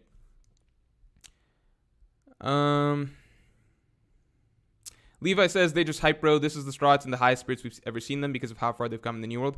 Yeah, but, I mean, that's one of the reasons I prefer Whole Cake Island, which is that they've come a long way in the New World, but Whole Cake Island had heavy, heavy tension, especially at the midpoint of that story, obviously, where, you know, they fail to get back Sanji. They've got the enraged army coming down on them, revealing her betrayal and everything like that. They've hit very low spirits there. And then heavy, heavy tension during the final section of that. You can say the final section dragged, maybe the pacing was poor, etc., but they were fucking scared, right? There's a point, literally, when Luffy's gone into the mirror world. He's fighting for his life. Katakuru's pummeling him with blows. At the same time, he's trying to desperately get in touch with Nami as the crew's under attack. Everyone on the Strats is freaking out. Nami is literally talking to Luffy and saying, "I think that this might be the end for us. I think we might be dead." Even right before that, in the wake of Pedro's death, they're in tears. They're sobbing as they're being pursued and everything like that. Like, there's just heavy segments of uncertainty and fear in the crew. And to me, that's always what's made One Piece really, really exciting, which is they can get to really, really high stakes, worrisome situations, but they will still always have really strong faith in each other and believe that they'll be able to succeed against the odds. This was the first storyline where it wasn't really like, you know, we're going to succeed against the odds. They're literally saying multiple times throughout it, like, yeah, we got this wrapped up. We got this in the bag. It feels like we literally can't lose. It feels obvious that we're going to win. It was kind of, I just never seen that in a One Piece arc ever before. And I think that that's just something that I personally really prefer in One Piece's writing style, when it's more so like, you know, they're pulling up to Enies Lobby and Zoro's telling on, like, everyone win even if you die, right? Like, or Zoro even, like, literally throughout Enies Lobby, they're talking about, like, we have to stand firm and, like, believe in Luffy, right? He's up against Lucci. None of us have a chance. Luffy's our only hope. We have to believe in Luffy. Even by the time the Lucci battle's over, Zoro's like, you had me worried there for a moment. Like, you can go back, look at that. You can look at, like, during Strahd versus Baroque Works, Luffy versus Crocodile. There are multiple points where they are worried and they don't know if they're going to win, but they're just holding out hope and believing in each other. And they're like, we're going to keep fighting because we believe we can win. We're going to keep putting our faith in Luffy because he's the only one who has a chance. And we're going to believe in that chance that he can win. It's just never been like this in Wano, where it's just like, yeah, Luffy is going to win. He's going to win. It's obvious he's going to win. Oh, of course he's going to win. Yeah, let's plan the party. We're rolling up to Onigashima. What do you guys want to do? Oh, we'll plan the party with what's happening afterwards. It's obvious we're going to win. Literally can't lose. You know, it's just a very different vibe. Tyler Doctor 16, thanks, appreciate it. That was one of the big reasons I did feel that the raid was going to fail. Because, like, in any other story, when characters are talking and acting like that, that's pure setup for them to lose. You never have characters basically announce their victory, plan their victory, talk about how obvious their victory is, etc., and then actually have them succeed. Usually that's set up for failure. That's one of the reasons. There's a lot more to that, but that's one of the many aspects of Wano that I personally didn't love.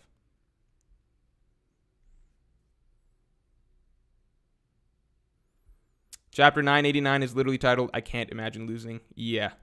You don't need to go that far. Even Whole Cake Island had that feel. Whole Cake Island had that. There's many chapters in Whole Cake Island, especially, like, I think in, like, the 970s, 980s range, that are really, really, really heavy on dramatic tension. Like, there are chapters there where you'll see characters reacting in a way that, like, they never get to in Wano. Or, sorry, not, 870s. 870s, my bad.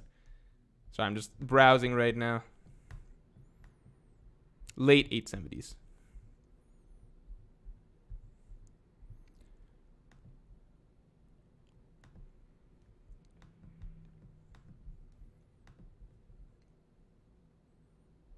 Tiago M says, isn't that when Luffy freaking died? So, I mean, at best in Wano, the entirety of Wano, Luffy died. We know he didn't die, because if you die, then your devil fruit leaves your body. You don't awaken. So we know Luffy didn't die. Let's get that out of the way. This is the same thing as, like, Crocodile saying, yeah, Straw Hat Luffy died. Or, like, Baroque Works thinking, like, Luffy didn't factually die right there, right? So chapter 943, you have half a chapter of characters thinking that they might have lost. For the first time. For the first time, you have the Alliance, key members of the Alliance, the Straw Hats, Kid Law, actually being like, wait a second. We might lose here. So for half a chapter. So if you want to say 10 pages of tension for a 150 chapter arc that's been built up since the start of the New World to take on the strongest characters, the strongest villains that have been established so far in the series, the Emperors, Kaido, and Big Mom, and you get half a chapter of real dramatic tension and real uncertainty on the part of the main characters, for me personally, that is not that satisfying. If you enjoyed it, that is perfectly fine. For me personally, I would like some more dramatic tension than that for an arc like this. Neil says, hey Morj, would you want to see a smaller arc take place after Wano before going into a larger arc? Personally, I want a bit of downtime before things hit the fan to emphasize them. I would like that, but I'm also like itching to get to like something like Elbaf or something like that. But I don't know if Elbaf is going to be a longer arc. I think Elbaf could easily be a shorter arc, to be honest, because the big war is up next, right? Luz Vasquez says, best fight in Onigashima, not Luffy's. Maybe Robin. I think Robin was my favorite pleasant surprise. I did like Zoro versus King. I like the character aspects of Sanji versus Queen, but I realized I didn't like the fight itself that much, so it's a little tricky. Zoro versus King was cool, but I still have Zoro versus Mr. One above it. So, like, Robin's was the most pleasant surprise for me. I really like Robin's fight a lot. I thought it was great for a character.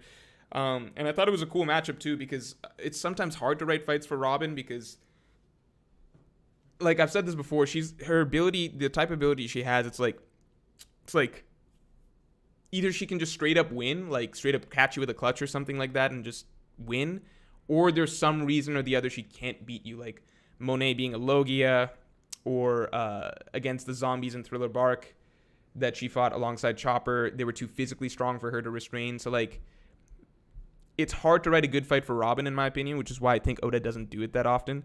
I don't think it's because Oda doesn't care about Robin, but I think it's just hard to write a good opponent matchup against her.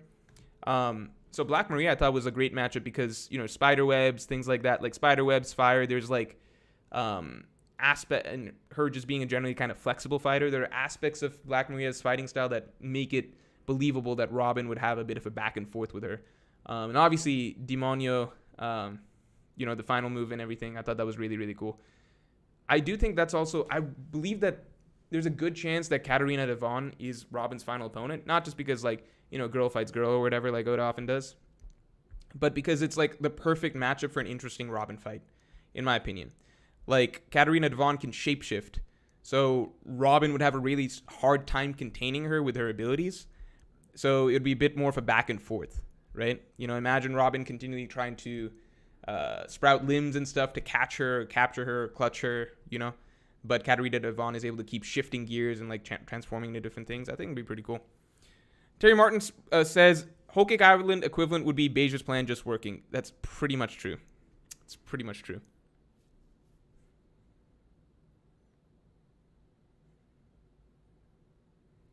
Nick Lesio says, are you interested in One Piece Red? I liked Film Z. I've told people I liked Film Z. So I was interested in Film Red for the briefest periods of time when it was revealed that it's going to be about Shanks, Film Red, right? And that has, I think every single thing that Film Red has released since then has only served to lower my hype bit by bit to a point where right now I have zero expectations for the movie. Maybe it'll be better than expected, basically. Right now, I'm not really thinking anything about Film Red. When does it come out at this point? Film Red release date, America, August 6th. Okay, that's cool. So we'll find out soon enough.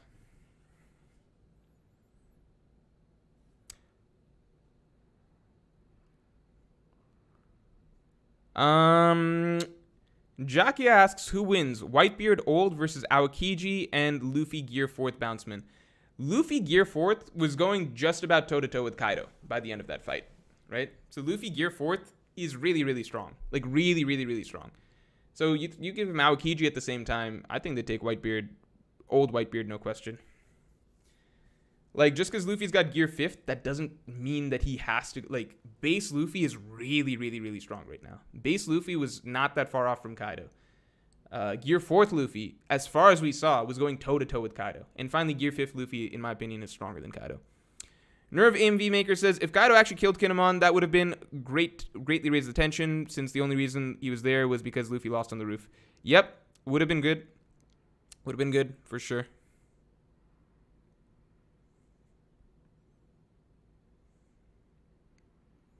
Kosuna Koizumi says, I hate Uta's character design. Okay, so there's just something about Uta's character design that's like... It's like... It just feels like a really generic sort of filler... She just feels like a filler character. You know what I mean? It just feels like a filler character in a way. It just feels like a filler character. It's hard to explain. It just feels like a character made up for a movie, if that makes sense.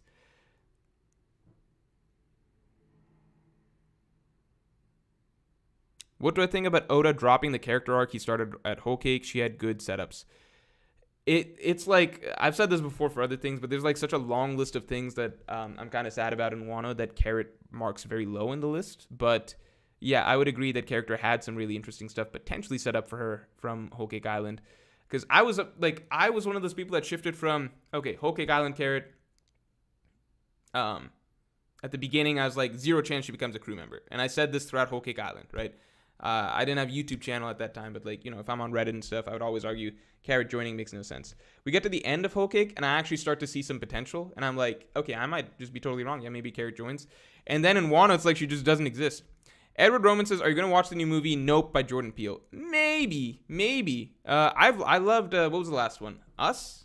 I liked that. I thought that was great. It was legitimately pretty fucking scary. Rosh Sin says, in my opinion, there's a lot of tension in Wano. Scabbards in the rain moment and losing to Kaido, failing to save Yasue, Momo almost dying, Udon Poison. Udon Poison. See, the fact that you're listing something like Udon Poison, to me, it's just like... Okay, let me say this. So, in Wano, right, the only characters that are really scared or uncertain at points are pretty much the Scabbards. So, from that perspective, I see what you're saying. The Scabbards in the rain and losing to Kaido. Momonosuke... I see that, right? You had characters that are scared. But to me, that's kind of the equivalent of like, to be honest, like Drum Kingdom type level shit, right? Obviously, almost any island that we go to, the characters of that island, the citizens of that island, they're going to be scared, right? Because the reason they couldn't beat this villain is because they can't beat this villain, right? Like, that's why the Straw Hats, etc. are needed. So... from those characters' perspective, yeah, things will always be, you'll always find tension, right? You'll always find tension. Keep in mind the moment that you're talking about the Scabbards in the rain, that is, by the way, you could call it a low point for the Scabbards, right? But that is also them just being upset because people are like 10 minutes late to their meeting. It's not that big of a deal, right? Just putting that in context, right? It's like, oh no, I threw a party and not everyone's not here at 8 p.m. Fuck, it's ruined. It's all ruined. That aside, right, let's be real, that's not what I mean by tension, right? We know that in pretty much every single arc, yeah, the citizens of the island, they're going to be fucking scared. They're going to be worried. They're going to be uncertain. The characters, right, the Straw Hats, Kid, Law, etc., the ones who are really going to be carrying out the action of the story, that's where I look to for significant tension. And the arcs that, to me, have the most tension are the arcs where the feelings of the Straw Hats tend to sync up with the feelings of the citizens of the island, right? So around the same time that everything is going to hell in Alabasta, Operation Utopia has taken off, people are going to war against the king because they think the king has betrayed him, etc. That is synced up with Luffy having lost to Crocodile and the entire Straw Hat crew being legitimately worried and scared that Luffy has lost to Crocodile. There's significant tension. They're on edge. They're arguing with each other. They're riding to Alabasta to basically have a Hail Mary, right? They don't know if they're going to be able to win, but they're riding to Alaberna, the capital, because they're like, this is our Hail Mary, this is our final chance, right? We have to. We've already failed once, this is our final chance, right? And I could go down the list of every major sort of arc, Dressrosa, Alabasta, Enies Lobby, Skypiea, etc.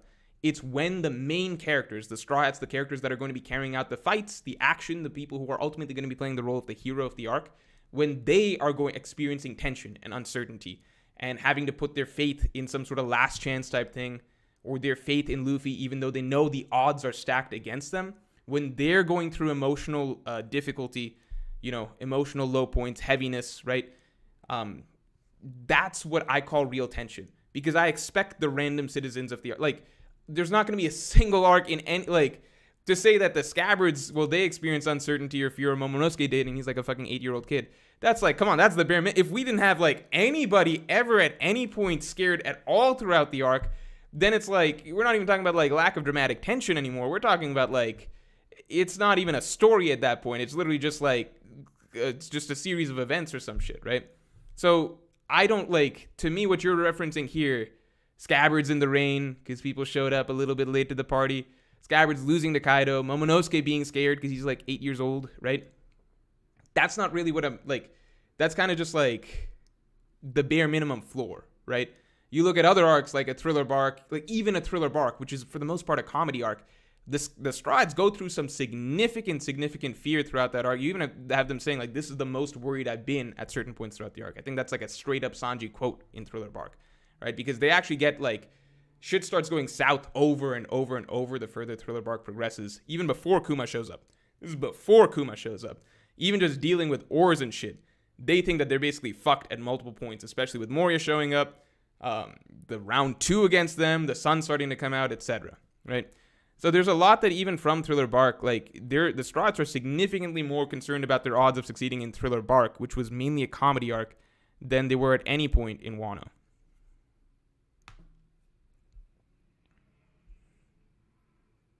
Randy Troy likes Alabasta.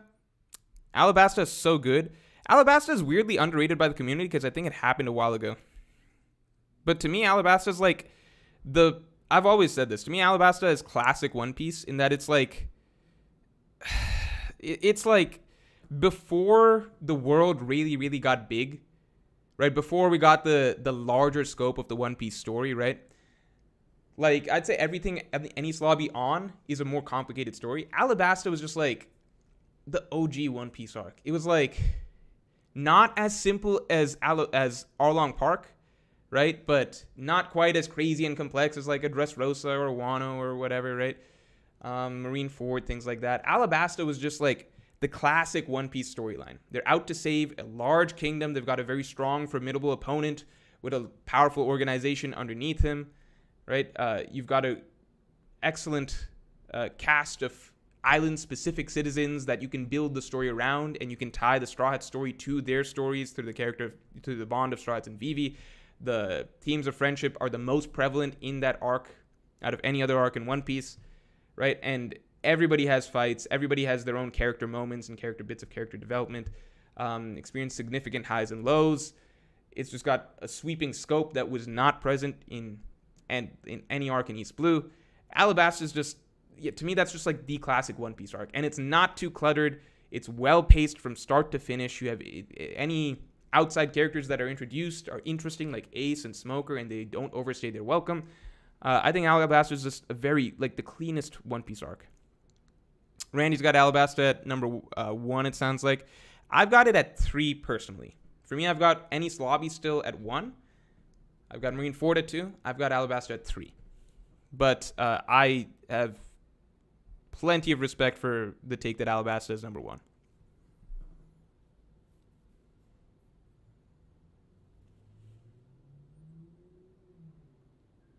Rash Sin says Usopp had a gag in the middle of the Alabasta War.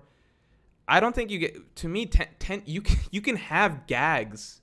You can have gags in any like a single gag alone does not mean that tension is over. You can have single gag, that's perfectly fine. You can have gags. But that's very, very, it's about ratio, right? It's about ratio. How much of it is, like, are you slipping in a gag for some comedic relief? Or are you only occasionally actually legitimately writing in tension? Because the Usopp fight like particularly the Usopp fight, right? That was one of the most tension-filled Usopp. That's probably the most tension-filled Usopp battle throughout the entire series, the Alabasta fight. More than Perona, more than Chu, more than certainly more than anything in the New World. That was the most tension-filled Usopp fight by far, right? Because he's grappling with the fear that Luffy has died, and he's refusing to believe it, right? But in reality, he does, and that's the power of it, right? That's the power of Alabasta that Wano obviously is not even close to, right? Which is that in Alabasta, Usopp is legitimately grappling with the fear that Luffy died. And even though he has to bring it upon himself to overcome not only his own fear, right? But he has to take it a step further and bring out his faith in Luffy to take a stand and be like, no, he's not dead. Even though we know for sirens in my neighborhood. Even though we know for a fact that's established later on when he and Chopper are asking Sanji, like, do you think Luffy really died? Could he really have died? Usopp is, throughout that fight against the Mr. 4 duo, he is legitimately worried that Luffy has died, right? That's his fear throughout that battle. And that's a fear that started from, even just when they left Luffy in the desert with Crocodile, right? Chapter like 80 something, right? You see that fear developing among the whole crew at that point in time, right? But that's what makes that scene so powerful, that even though Usopp definitely does not know for a fact that Luffy is dead, and he definitely was struggling with that fear. We saw it in the desert as the Straw Crew is arguing with themselves and everything like that. We know it's confirmed for a fact afterwards when Usopp is worriedly asking Sanji, like, do you think Luffy could really have died and everything like that? But in that moment, despite everything that Usopp's going up against with the Mr. 4 duo, being completely unmatched, being beaten black and blue, breaking his bones and stuff like that, he's still stepping forward and being like, no, I won't let you say that Luffy's dead. Because inside, Usopp's not going to let himself believe that. So that's just a brilliant moment. Brilliant moment. And Alabasta is filled with stuff like that. Joseph Weesaw says, SSG possibly being forcefully awakened Devil Fruit users. Maybe. I would love to see some more Devil Fruit awakenings. Rujarandu XX says, feel like an outlier when I say Sabaodi's top 5. No, a lot of people have Sabaody really, really high. It's just such a short arc, and it's before Marine Forward that can almost be overshadowed, but a lot of people have that whole segment of the story. Sabaody, Impel Down, Marine Forward is their, number one. Really, Kizaru Supernova is punching Celestial Dragon, losing the crew. It feels so underrated. It's literally just because it's a short section of the story. It's, hard for a lot of people to be like, oh, my number one arc is, a 15-chapter storyline, right? But what a 15-chapter run that is. Thomas Cass says, I saw a theory that says that Shiri's awakening will be becoming intangible, so Zoro will have to learn to truly cut nothing. Oh, that would be sick. See, my take has always been recently that, maybe Shiryu's awakening is just that, Zoro... It's so close. Okay, it's close in the sense that, to what I previously thought, and that I thought that Shiryu's awakening might be just... How do I say this? Making himself imperceptible to observation haki, so that he doesn't have the weakness of being, sensed by observation haki users, so that he's, completely invisible in that sense, so you literally can't find him whatsoever. And that Zoro would have to use something a bit more, a bit more old school swordsman-y, right? Something vague, killing intent, or something like the breath of all things or something like that. Whether that's different from observation haki or not, maybe that could be clarified at that point. Although at this point, I'm just making the simple assumption that it's the same thing. I think it'd be cool if it's established, if it's something different. So I was thinking that maybe Zoro something like killing intent, breath of all things, something like that would allow him to catch even a character that cannot be caught by observation haki. But I like this idea quite a bit, that he'll become literally intangible. It's similar in that, but it makes Zoro have to step up and be able to cut something he couldn't do, whereas I'm talking about him being able to sense something that others can't sense.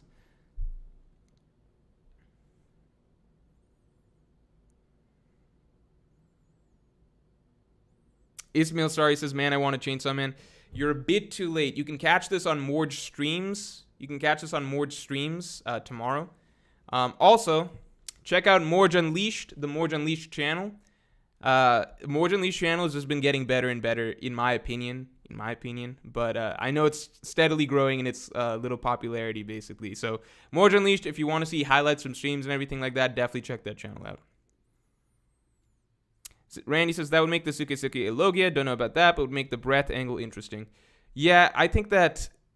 I don't know if it makes it a Logia necessarily. It would kind of be like an air Logia, but he doesn't have the ability to manipulate elements.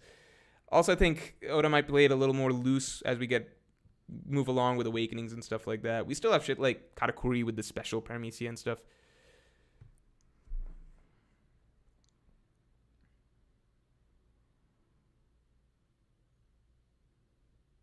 Bob Dylan says, not everyone is going to get an awakening. I think power skills focus way too much on that. Why would Shiryu get one if Kaido didn't?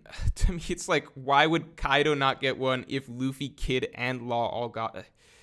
I don't fucking get that. But the only reason I'm suggesting that I think the reason many believe that Shiryu kind of needs an awakening is because his ability should be functionally useless if it's just invisibility, right? If it's just invisibility, any observation hockey user should be able to sense him. So I think that's a case where most people believe that it's almost a necessity that he has some next level usage of the invisibility fruit.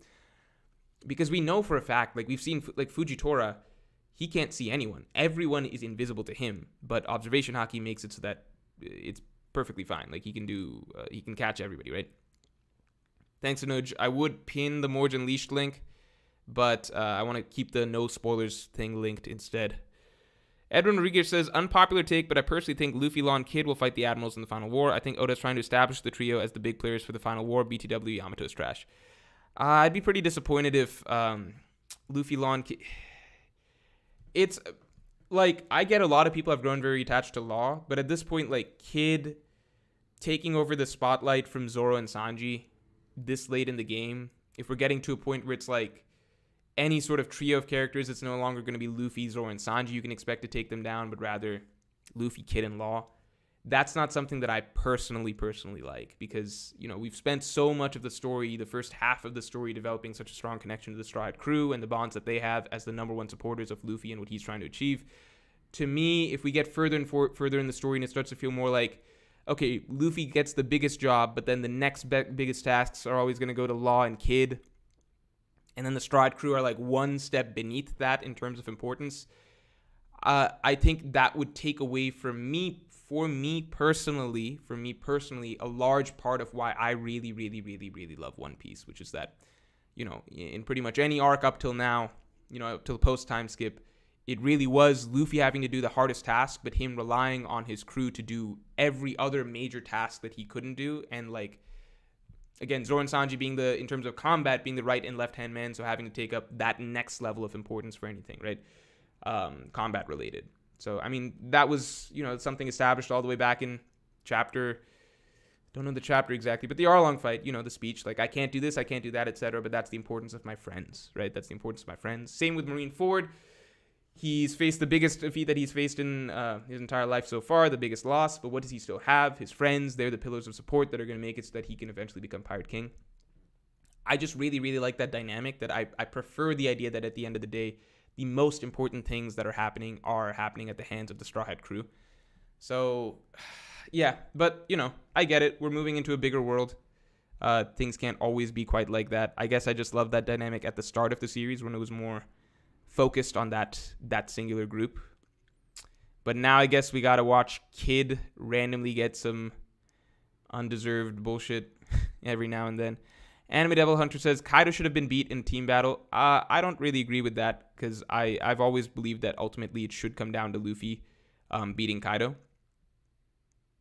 I think it's generally very important for Luffy's character that he ultimately takes down the big bad in a 1v1 at the end of it, right? There can be some team efforts and everything like that towards the beginning, but just the way Luffy's character is framed throughout the story, like over and over, it's beaten into our heads that his role, like this man's role, is basically like, at the end of the day, I will take the guy that nobody else can take, and that is my way of basically putting everyone on my back and shielding everyone behind me, right? And that's the role that he wants to have, that's the role that he's meant to have, that's the role that makes him the guy that can bring the dawn of the world. So I have no problems at all with things being a team battle against Kaido at first, but then slowly transitioning into Luffy taking up the rightful mantle of being the guy that needs to take down this guy that nobody else can.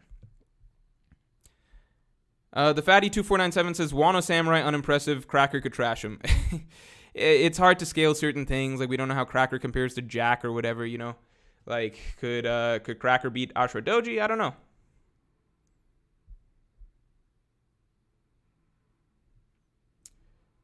Randy's saying, ditch everybody except the crew. I mean, I wouldn't mind. I don't need to see Law in the next arc, man. I just personally don't. I definitely don't need to. Like, Kid, if Oda is going to write some brilliant backstory, like, I don't even know backstory, fine. He doesn't need a backstory. If he's going to write some brilliant story around Kid in the next arc, please please do. But at this moment in time, I don't need to see those guys again for a minute.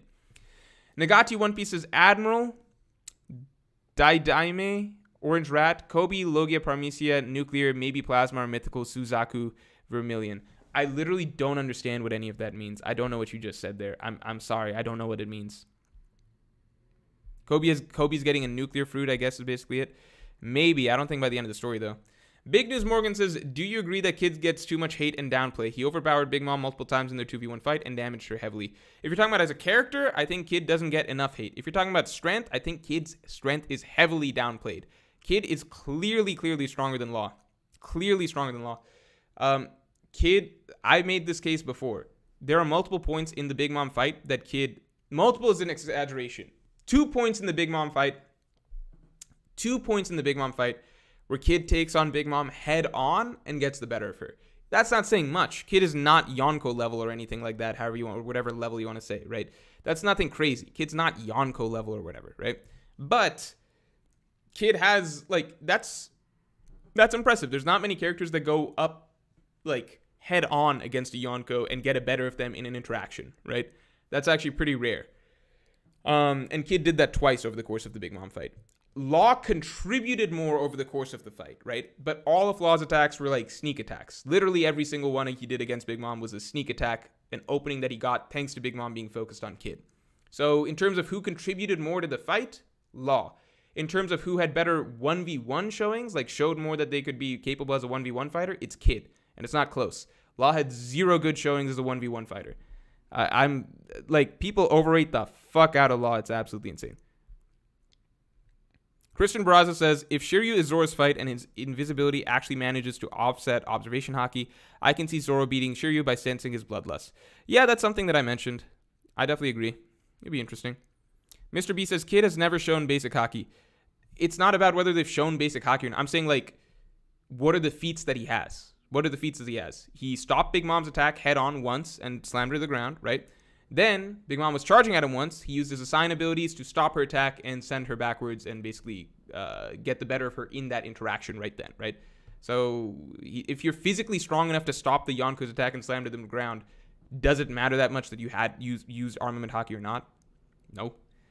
Like, the result is the same. Ahmed Booz says clearly stronger isn't true. Bro, there's not a single panel of the Big Mom fight of Law getting the better of Big Mom without getting a sneak attack in, without it being based on a distraction. Big Mom was literally focused on Kid for 90% of that fight, and Kid was the only one that could actually take her on head on at any points throughout the fight. Law, people just suck off Law because they like the character better. That's just a fact. Tribo Leakim says the channel Gabiro D Rat has theorized that Vivi will get Kuma's Devil Fruit somehow. He said Carrot and Vivi will be the next Straw Hats. I'm not going in depth, but his theories are solid. I might check him out at some point. I might check it out. Mr. B says Law took a barrage from Big Mom. Good. That's cool. Is that relevant to what I'm saying? Which is, did Law get the better of Big Mom in an interaction head on? Did he ever get an opening that wasn't based on a distraction? No. If you're saying he's a solid tank, sure, I'll say he's a solid tank. Arturo Silva says, love your content. Do you think Wano was rushed? In my opinion, yes. Onodrago says, I dislike the new Berserk chapter. I agree, but I think it has potential if Griffith sets a scenario where Guts has to choose more directly. You are right, and I did not think about that. That could be good. King of Bork says, how was Dreamcon? I was only at the actual Dreamcon event for like 2 hours for Sensei the Gloves panel. I wasn't planning to go to the actual event. I was just going to hang out with people, but then someone hooked me up with like a free badge, so I was like, I'll show up to the actual event for a little bit. People just talking about Law tanking things. Congratulations. That's not relevant to what I'm saying at all.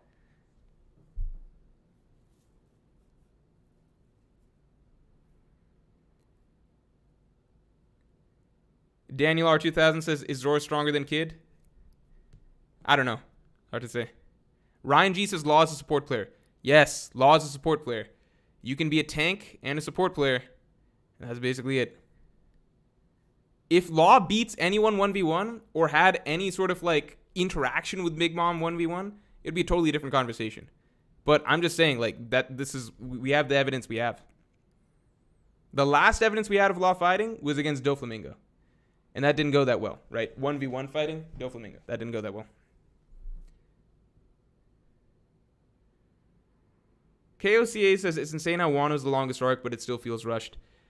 Length and pacing are two totally different things. That's the thing.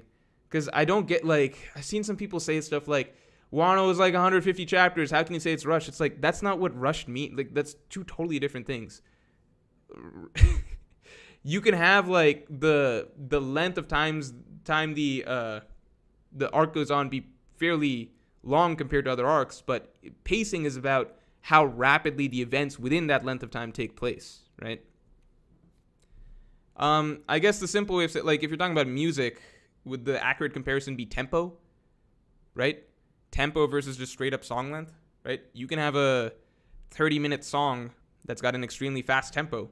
That's got nothing to do with, that doesn't mean that the, it's the rate at which things are happening. It's not about the overall length.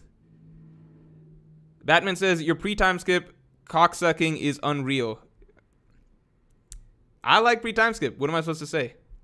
If you prefer post-time skip, that's like, you're lucky. Good for you. You're able to enjoy what just happened. Anojagrable says, miss super chat from Cigar Verk. How high were you at Dreamcon? No, I've said this before. I was not high at the literal Dreamcon. I was high in some of the pictures that came out of Dreamcon, but not at the actual Dreamcon. Dripty Sauce says, I don't see Kid tanking a gamma knife. 2 equals rip. Why? Why can't Kid tank a... Kid's taken more damage over the course of the New World than anybody else. Brago the Ace is here. Look who it is. Morj. Brago, you gonna have a post Dreamcon stream? You gonna post Dreamcon post Dreamcon stream with everybody? Am I getting the invite?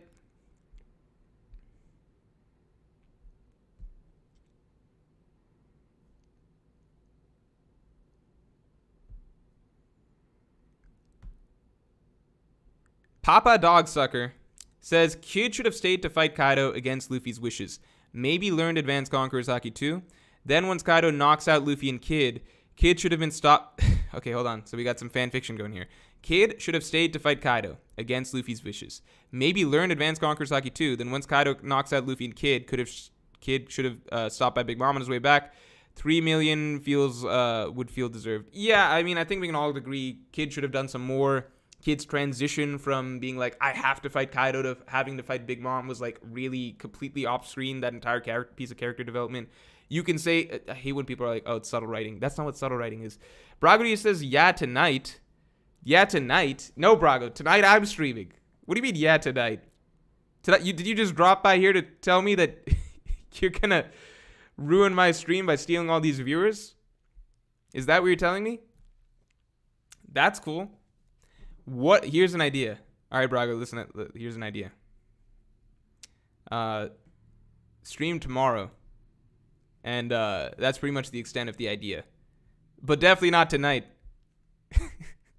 Stormfox says, Law is screwed against Future Sight and Wide Ranged. Law is screwed against anyone stronger than Doflamingo who's fighting him 1v1. Law is screwed the moment he doesn't have a babysitter by his side.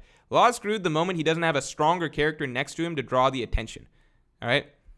Every time Law's been in a fight against a strong character, right? Kaido, Big Mom, there's always other targets that are bigger threats that will actually fight head on that take up the attention. Again, Big Mom focused on Kid 90% of the fight. Kaido didn't even look Law's way 90% of the fight. Brago says, yeah, I'm here to take everyone, including you. I joined the stream. Man, I'm tired. I was going to call it a day at the end of this stream. And I still got to go pick up my food, my sweet green. What time are you streaming? You streaming now? What time are you streaming?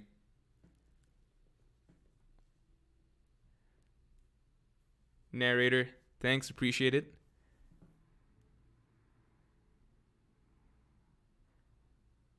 Jerk Lodi says, you think the rough art and cramped paneling contributes to the rushed and underwhelming feeling. Chapter 1043 end with Sanji's final attacks Chapter 1043 end with Sanji's final attack is an example.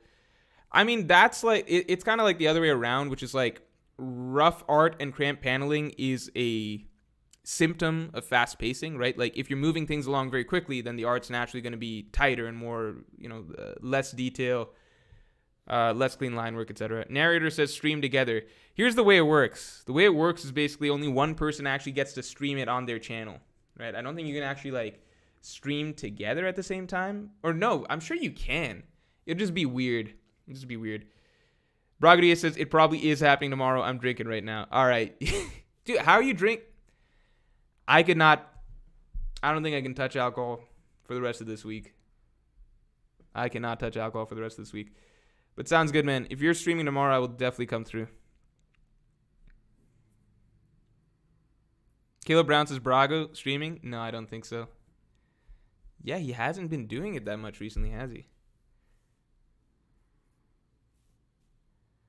I look at Brickball says we need a Brago Morj drunk stream. I'm surprised we did not do a stream at the house any day after. You guys did it that one day, Wednesday, before I came, where you guys were just playing Uno and stuff like that. But it would have been fun to get in one more day because things really got rolling from like Thursday onwards. Caleb Brown says, I know I'm late, but I just wanted to say you looking good today, Morji Poo. Thanks, Caleb. Teddy Dog Mugiwara says, you look faded in most pictures from Dreamcon. You were actually tipsy, huh? I've said this before. I just smile. When I smile for photos, I do like a big smile. I do like a huge smile. So it just looks like this. It's just that. I do that. So I just look high or drunk or whatever you want to say. But there was a bar at the Dreamcon panel. I said I wasn't high at Dreamcon, but there was a bar at the Dreamcon panel, so I had a couple drinks. But they were weak drinks. It was kind of like the drinks, they did some of that bullshit where it's like, oh, you just paid us $13 for a mixed drink? Okay, that's cool. What I interpret that is, how about $13 for some ice, and maybe I put a spot of alcohol in there. That's basically how those bartenders were thinking. They're like, oh, you want $13 ice? We can give you $13 worth of ice, and we'll throw in here's a little bit of whiskey just for just for the fun of it. That's basically how those drinks were. But it's understandable. So Garverk says, kid decided that he doesn't belong to the rooftop after he saw what Zoro had to stop. Combined attack. You can see the paddle. He literally shat his pants. Yeah, it's like Kid's whole thing. It would be viewed, I think if we got Kid's like internal monologue or whatever like that, or like his actual character transition fleshed out a bit more, it would feel more respectable. Like Kid having some sort of realization that like, I can rely on other people. I don't need to be out for revenge for myself. Some whatever you want to write in their fan fiction or headcanon or whatever in there. If we'd actually gotten that in the story, that would have been nice, because the way it feels is kind of like Kid shows up, guns a-blazing, ready to fight Kaido, avenge Killer. Sirens outside. Guns a-blazing, ready to fight Kaido, avenge Killer, etc. Pretty much everyone does a better job than him on the roof. Like, objectively, every single person, including his subordinate Killer, does a better job than him on the roof. Everyone gets their shots in against Kaido. Kid does nothing. And then basically kind of just looks like he basically just... he basically kind of just like scoops it up and is like, all right, maybe I'll just go take the number 2 option then. You guys kind of got it here without me. I wasn't really doing much here particularly anyway. That's what it looks like. Obviously, we know that we're supposed to interpret it as some like nice character growth or whatever. I'm just saying the fact that we got such little writing for him makes it look more like he's just a bitch. Drifty Sauce says, Morj time with Drunk Brago, peak content. Maybe someday. Maybe someday live. Maybe next time I'm back in Maryland. Red Hood 52 says, so I honestly want to see Kid and Law betray Luffy and attempt to fight him. I don't think Law will ever betray Luffy. And I don't think that's in Kid's nature either. Kid is not that... I don't think Kid's like a backstabber necessarily. I think he's got too much pride for that. Betray Luffy and attempt to fight him. Like, Kid came straight at Luffy when he wanted to fight him. I really want to see this Pirate Alliance collapse and have just the Strats. I mean, I think the Alliance will collapse. They'll go their separate ways after this. They accomplished the main goal that they all had in common in the first place, which was taking out Kaido. So I think the Alliance will be over. Chris Howard says, is Oda going to show what happened with Zoro? I don't think it was that important at the end of the day. I guess it just wasn't.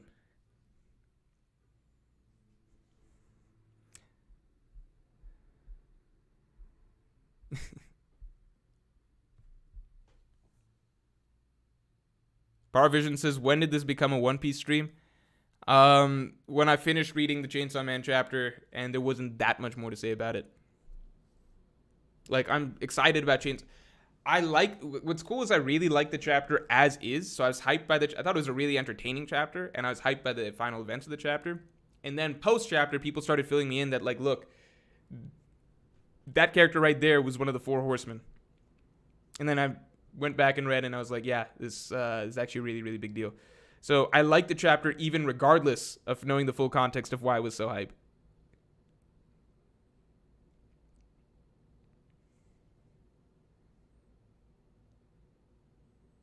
Oh, Dripty Sauce says, get Par the fuck up out of here. Par, I'm sorry, but Dripty Sauce doesn't want you here. And he kind of runs shit in this stream. He's kind of the guy. So if Dripty Sauce doesn't think you belong here, I just don't know if... I don't know if you might want to kind of see yourself out the door. You know what I'm saying?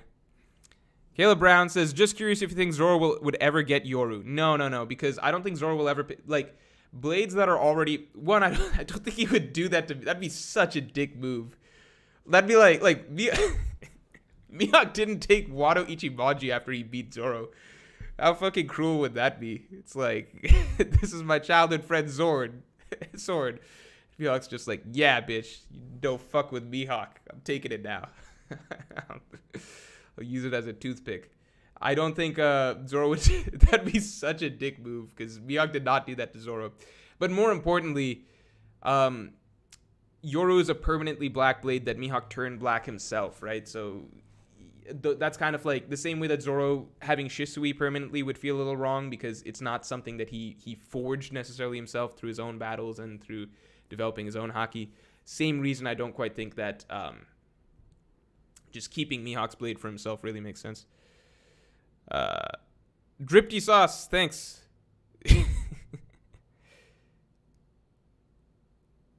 Augie says, considering Wano's the home of Ryuma, one of the two Black Blade users, I thought we would have seen Zoro gain one, or at least learn about how to make one.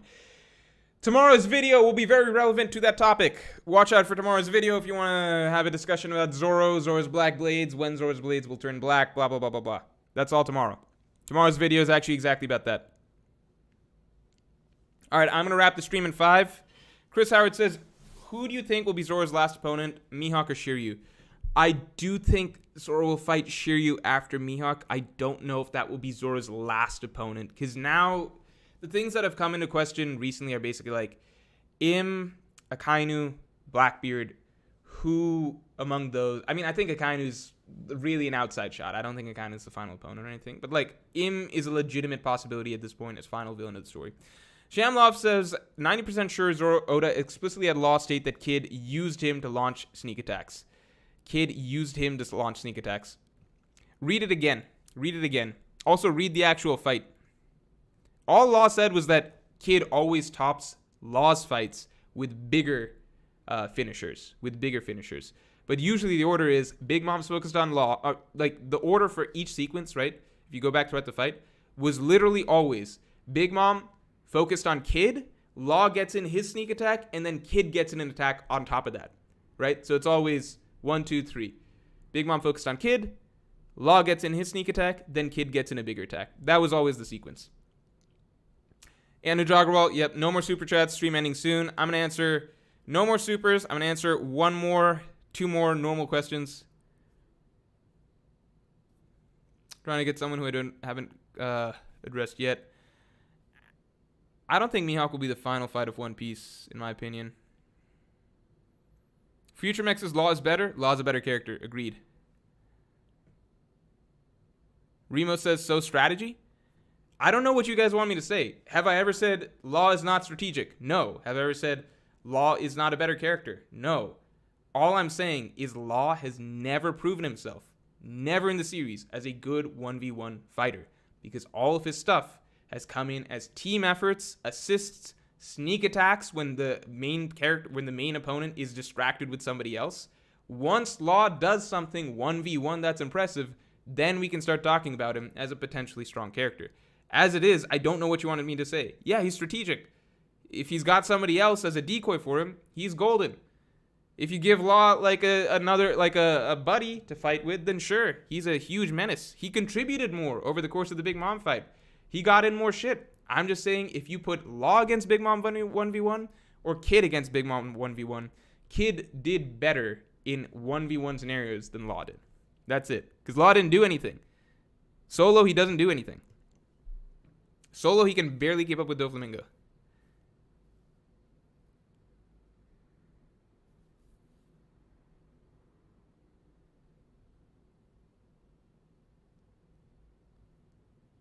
Yeah, Law beat Hawkins.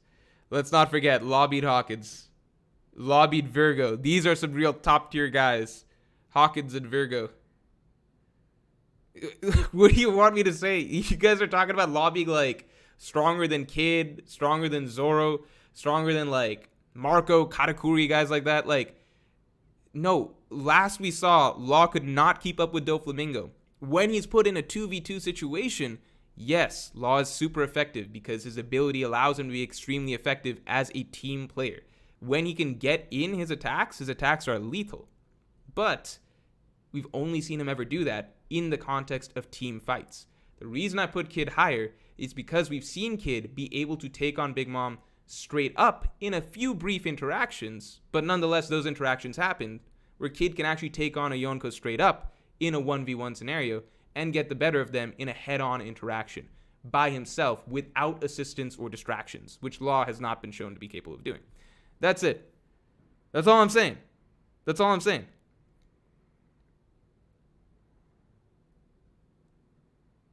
Dev Wheeler says that was 3 arcs ago, dude. Stop it. No, but we need evidence that Law's upped his hockey, his speed, or some shit like that, because that evidence is not there. For example, Sanji, a few arcs ago, right? He was getting fucked up by Doflamingo. Fast forward to now, Sanji was getting fucked up by Queen. It didn't seem like Sanji got that much stronger between Dressrosa to Wano. We saw Sanji actually get his power up in Wano, where he got his Germa enhancements and everything, and now suddenly he's way stronger, way faster. He can do Ifrit, Jambe, etc. But I'm not just going to assume, oh, Law and Dressrosa, well, that's nothing compared to Law and Wano, because the only thing we saw him change was he got Awakening. And yeah, he got his Awakening, but that doesn't change the fact that, like, in terms of his, like, 1v1 fighting skills, like, can he get the opening to actually stab his opponent? That only ever happened. The only times he was able to get an opening to get his Awakening was when the opponent was distracted. So I'm saying put him in a 1v1 situation. Would he beat Doflamingo? There's no evidence to suggest yet that he would.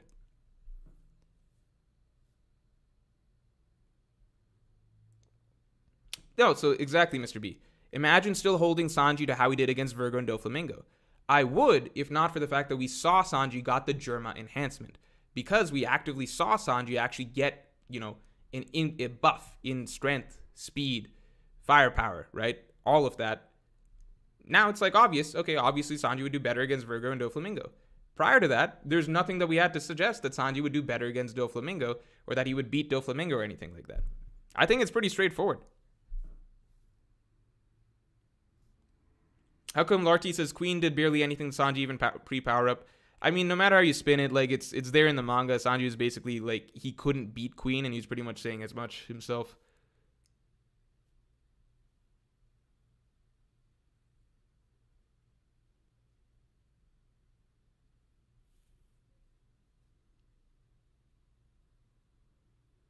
The Jaipot says Law fans putting on the copium right now.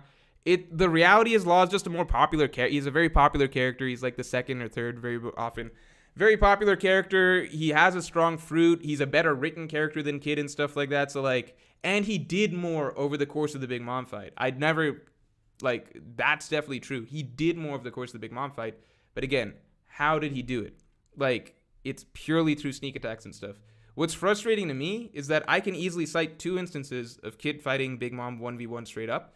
First, he stopped her attack when he entered and slammed her to the ground, right? Head-on interaction. Second, Big Mom was coming at him, he used a sign, stopped her attack, threw her back, right? 2 interactions. There, that's it. 2 interactions of Kid doing something 1v1 against Big Mom that was fairly impressive. All I ask for Law fans It's like not that complicated. Point me to a single time Law did something to Big Mom that was without Big Mom distracted or focused on something else. That's it. That's all I ask for. But they can't do it. They just say stuff like, bro, Law's just gotten stronger now. He's got K-Room. Yeah, I know he's got K-Room. Could he land K-Room without Big Mom distracted? Kid could land his awakening on Big Mom. We saw he landed a sign on Big Mom without her distracted. We have evidence for Kid. Law, the last time we saw him in a 1v1. Last time we saw him do effective things 1v1 was against Doflamingo, and he got fucked up. So all I'm saying is if you can't just say, no, the character would do way, way, way better now. You need the evidence. You need the evidence. Because if the only evidence you have is of the character getting hits in when somebody else is distracted, to me, that's not actual evidence that they're significantly stronger than they were before in a 1v1 context. That's all I'm saying. That's all I'm saying. Alpha Beef says, does he hate Law? I hate Law fans. I hate Law fans, that's for sure.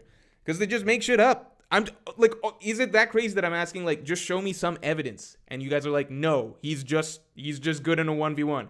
I'm like, show me some evidence of him being good in a 1v1. They're like, no, it doesn't exist, but just believe us, bro.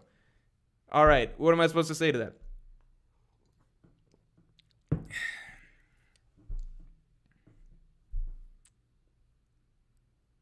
Ben Sabino saying he can teleport.